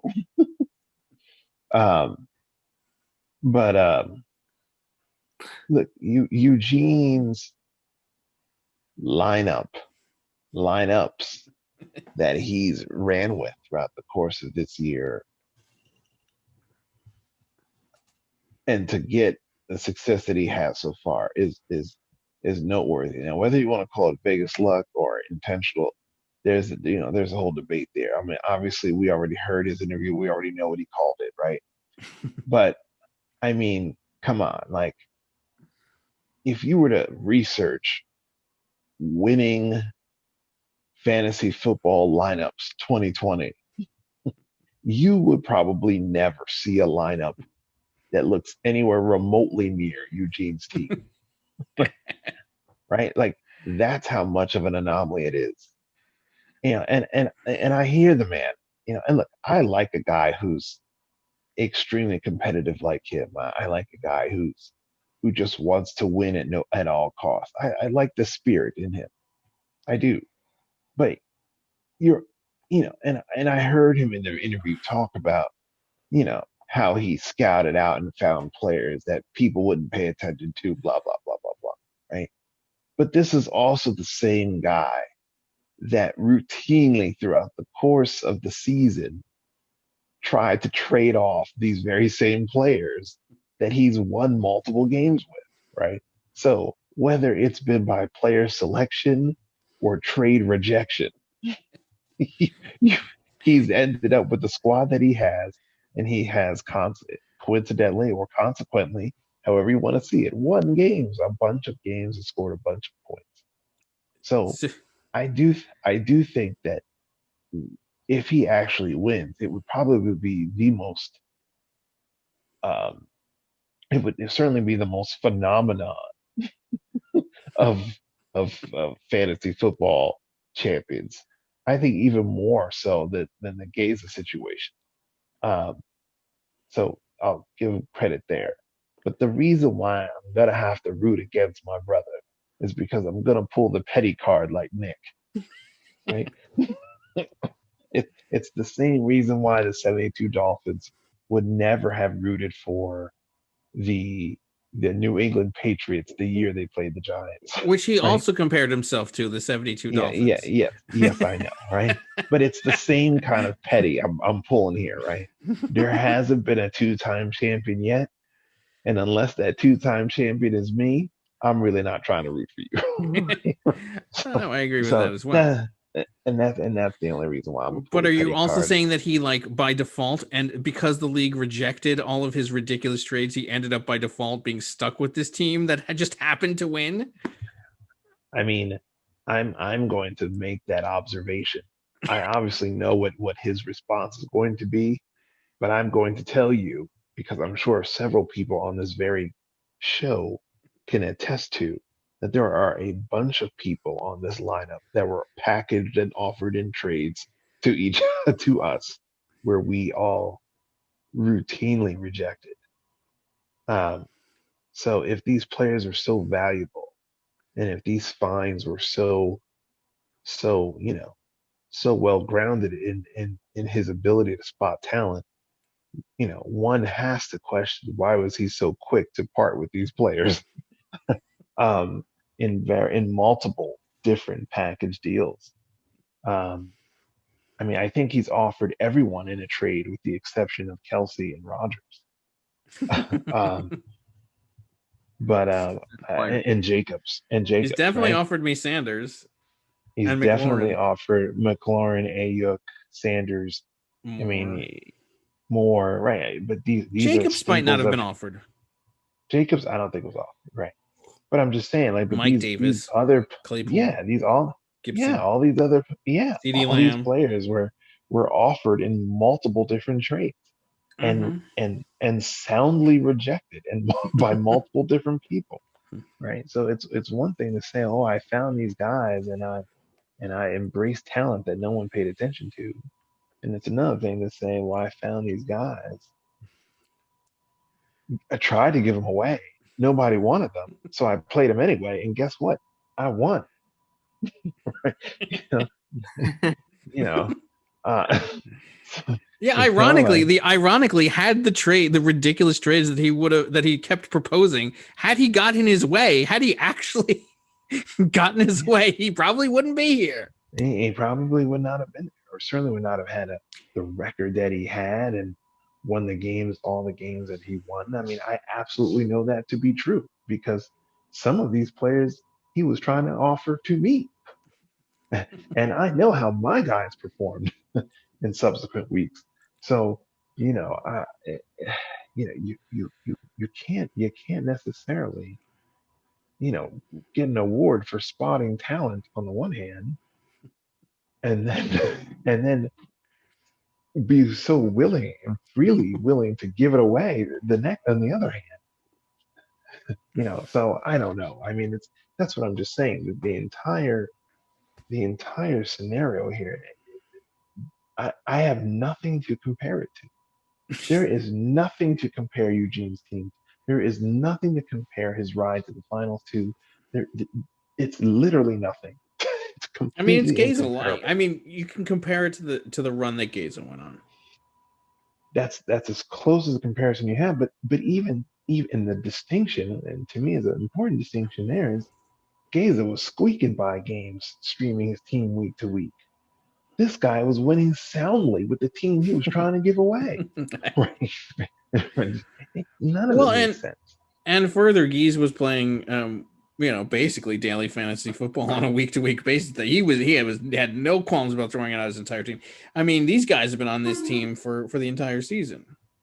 Yeah, No, and I mean, and he's having like phenomenal scores with players on horrible losing teams with like horrible quarterbacks or horrible offensive lines, and he's still getting his payday. Like it will be the most confusing fantasy football championship I've ever witnessed ever. Yes, it will confuse the hell out. Okay. His three receivers, you got Haskins, Mullins, and Bitchwater throwing to them. I mean, that just sums it up there. Right. That's my point, right? Like, and it's not like these receivers have a history of being good in their own right. Right. Like these receivers were nobody. I mean, some of them weren't even in the league last year. Yeah. Whereas you look at Nick's team, this is a pretty standard team. There's a lot of, coaches who probably would have had these players. There's going to be a lot of champions that are going to have a lot of these players. Yes. Yeah. I mean, his from the day of the draft throughout the majority of the season, his lineup looked pretty familiar. Yeah, he scored the most points. Was Nick the one who's no? Yeah, I believe so. Nick scored the most points in the league. Really? That's No, interesting. I thought it was Eugene. Points for it was Eugene. Nick scored the third most points. Third most points? Oh, for most of the year, I guess it tailed off towards the end. Yeah. It's just. I know through like week 10, Zamunda had by far the most points. Yeah, if somebody even told you at week 13 or week 10, week 9, when you look at Eugene's lineup, you say this is the lineup that's going to win the fantasy football championship in this league. Some outside third party would be like, well, who the fuck does everybody else have? Because this doesn't make sense. Yeah, that's exactly right. The fuck are y'all doing over there, right? Like this, it's that much of an anomaly. I'm telling you, the guy. That's what I'm saying. He calls it intentional. I get it. What else is he gonna say, right? But I don't know. Luck, but that's not in his personality. That's not. I mean, he'll never say that, right? So, of course, it's just an unbelievable phenomenon. Just like Gaze had justified it as defensive fantasy football the year that he won. Right. Exactly. but okay, I'm rooting for Zamunda because I'm just petty. Oh, same here. I mean, like I don't want somebody to have 2 championships. Now, and the other thing is, if he gets 2 championships, I think that he sets the bar at that point, but it's a very low bar that can easily be met by one of 8 other teams next year. Like it's not or 7 other teams. So, and look, if he doesn't win, he definitely said he's vowed to come back. Whereas if he does win, he's quote unquote contemplating retirement, right? Which is the most absurd thing I've ever heard. It's not like he's going out. It's so many levels of absurd. I can't even wrap my head around this. Is he going to play baseball, fantasy football now? Yeah, he actually mentioned that he might play fantasy baseball. Yeah. He mentioned that. He mentioned in the interview that he might play baseball. And then come back to football when someone matches his 2 championships. I want the guy to which come will be back. next year. It's another reason why I want him to lose, because I want the guy to come back. I do too. I know. All right, and then okay, let's say that he wins this, and we even let's say that we give him that for the time being. He's obviously he has the most championships in the league. Where does this put him in center history? So this is probably a little bit more difficult for you, Manny, being that you're new. But okay, so these are the championships that have been given out, right? So you have a whole, and these are all the championships. This includes all the video game leagues that we've ever played and everything else. This is the Hall of Champions. So I have one. Ben Kurland, we haven't seen in years, has won, actually beating Gies, who was quite inebriated for that game and still only lost by 1 point. Eugene at this point has won. Shauna has won. Odwin has won. Nick and Jamie have won, and then we get to the people that have more than one. So the idea that he even wants to consider himself the Michael Jordan when he can't even. Okay, so Whalers has been pretty freaking dominant. The man has 5 total championships, 4 semi-cups, 1 FIFA, and is, I think that this is a very important week for Eugene and for Whalers, to be honest with you, because look, Eugene could get to the point where he has 3. He's still not reached Whalers, but he could be a 3-time champion, and he'll be 4th on this list. If he wins 1, he'll be 4th on this list. So that would be pretty good. LeVar Minor, who hasn't played in years, 5 championships, 4 semi-cups, 3 Joffrey Joffers. And then you can't, the amount, you can't, Geese is so far above any of this. The idea of trying to call yourself the Babe Ruth when Geese has 14 championships, which includes 3 Randy Watson trophies, 10 semi-cups, and 1 fantasy football championship. I mean, the chutzpah of trying to call yourself that, it's astounding. Now, do any of these championships carry more weight than another? No. No? They could. They probably, So, no, it's not like there's a point system to whatever. It's, it's just you get noted in the,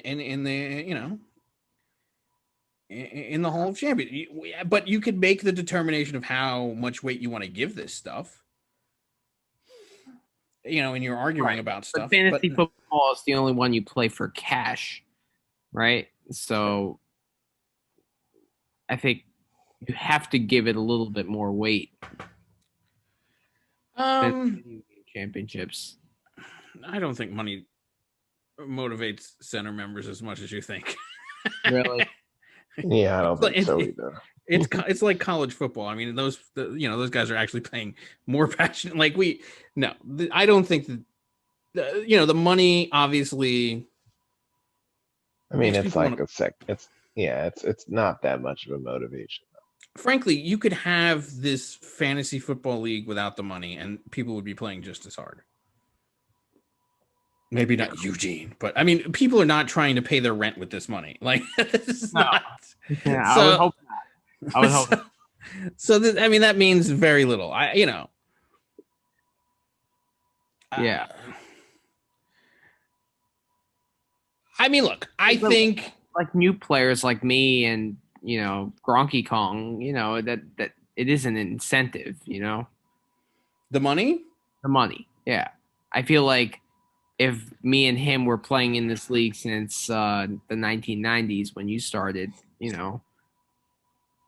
would be a different story. Yes, I want to win every league I play. I'm in the video game leagues. I want to win, but right. But I think over time you're going to start to, yeah. Oh yeah.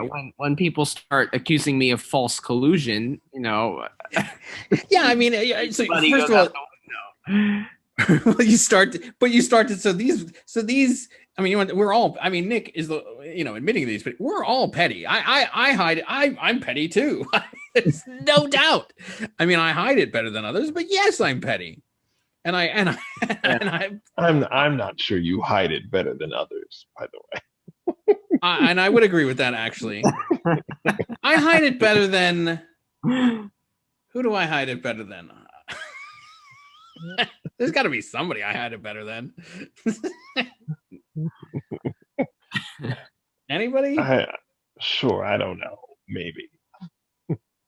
I don't know. I'm pretty damn petty. Anyway. No, but that's the thing. So you're talking. Yes, I agree that you're talking about 3 decades worth of slights. Trust me. You want any opportunity you get to smash somebody into the ground, you want it and you take it. And I don't care if you pay me $1 or if you give me nothing.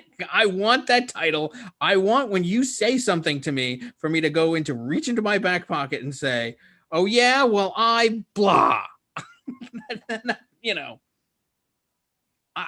Let me tell you something. I would beat Eugene for free. And Eugene beat you for free, and you will, give it enough time. Trust me. Hirsch is stayed out of any of the fray. He'll be in here long enough. and it hasn't even taken long. This is your second year. Yeah. And you're already, you want to, trust me. Yeah. Let me tell you something. When you play Nick and Madden in this upcoming season, are you not circling that on your calendar? Are you? I sure am. And there's no money on that riding on that game. But let me tell you something. That's true. That's true.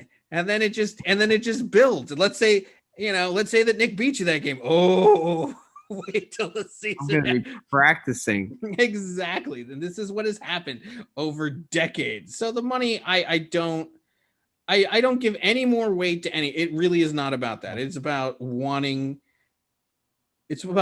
success for yourself and wanting others to not have it. Yeah. Right.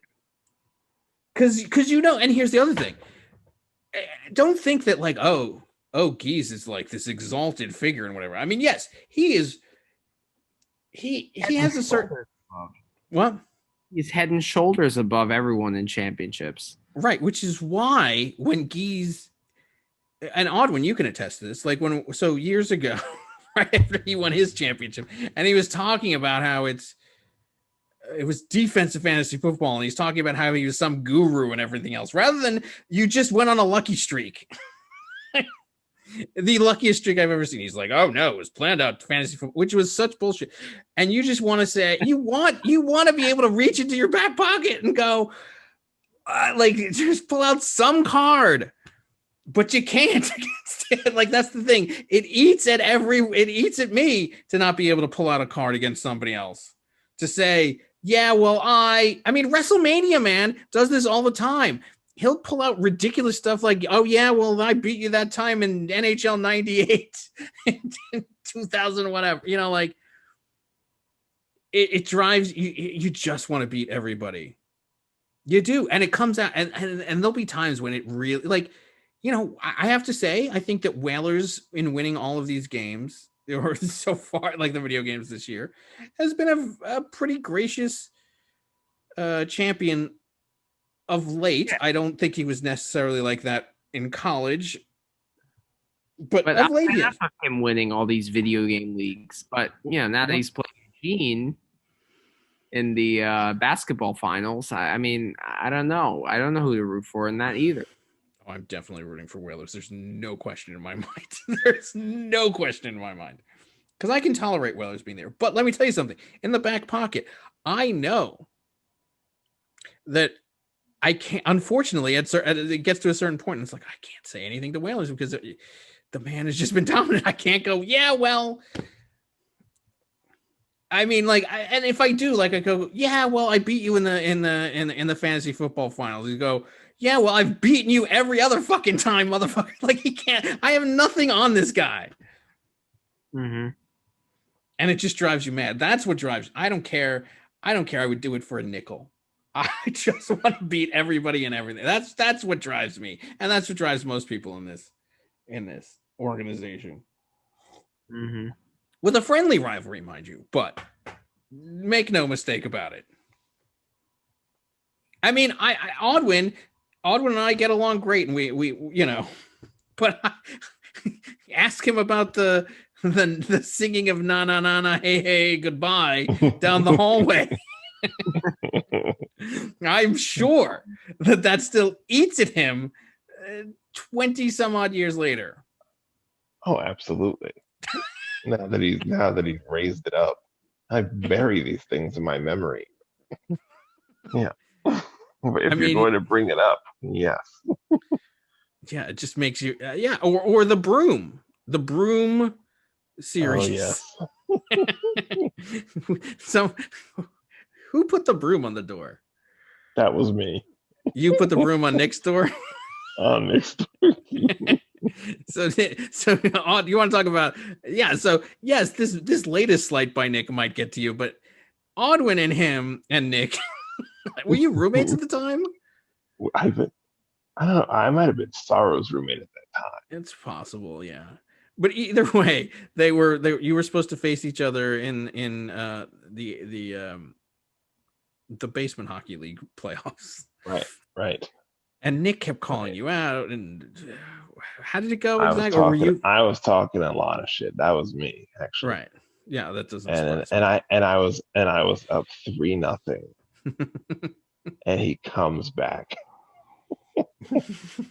tagged his way all the way, fucking come back, and he wins the series.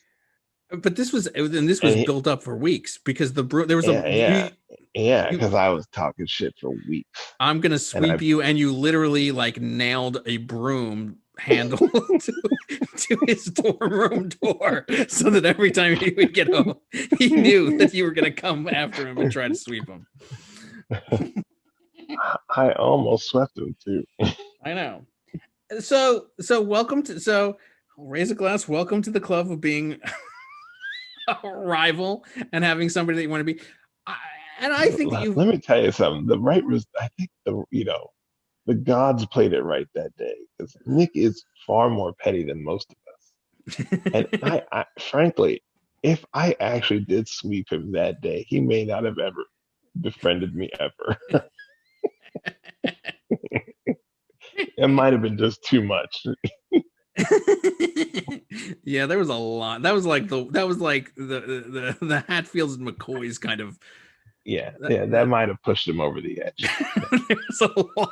There was a lot built into that. I mean, there's been so many games like that, and so you've already started to experience this.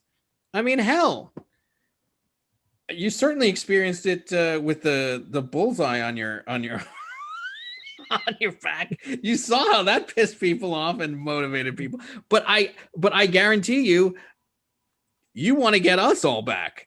I know that deep down inside of you will relish getting back at all of us for that. So yeah, welcome to the club.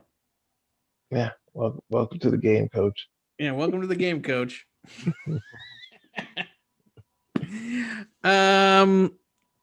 All right, with that, it's nice reminiscing about all of these center stories.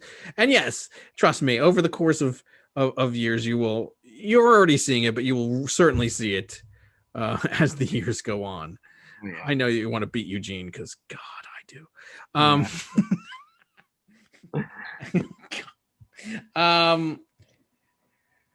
I will give him credit though. If he wins this, I think that he will have won 2 championships in 2 totally different coaching styles.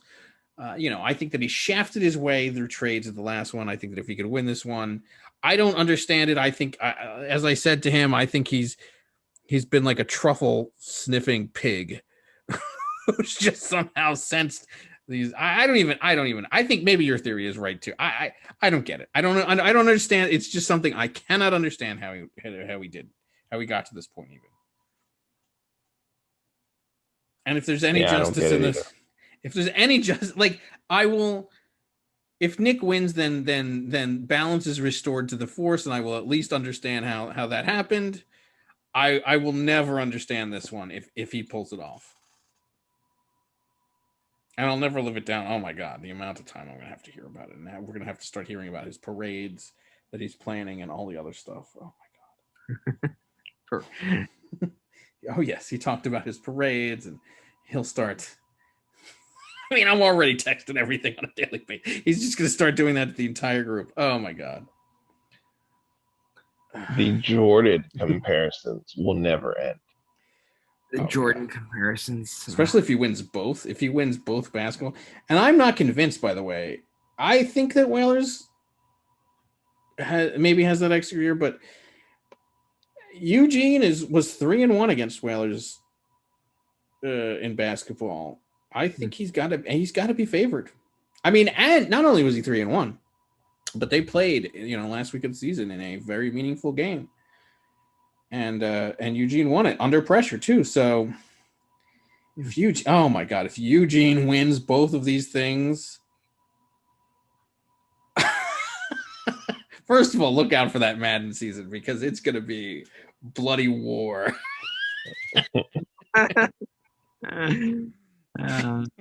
Especially with and then Guy's actually in a game that oh my God, it's going to be weekly. That's going to be a fascinating league if he wins, but I don't want. Oh my God, Oh my God. Yeah. Go Nick. Go Nick. Go Nick. Go Whalers. That's what I'm rooting for. But on the off chance that Eugene does win, I will give him his credit and I will congratulate him just as he did to me a year ago, begrudgingly.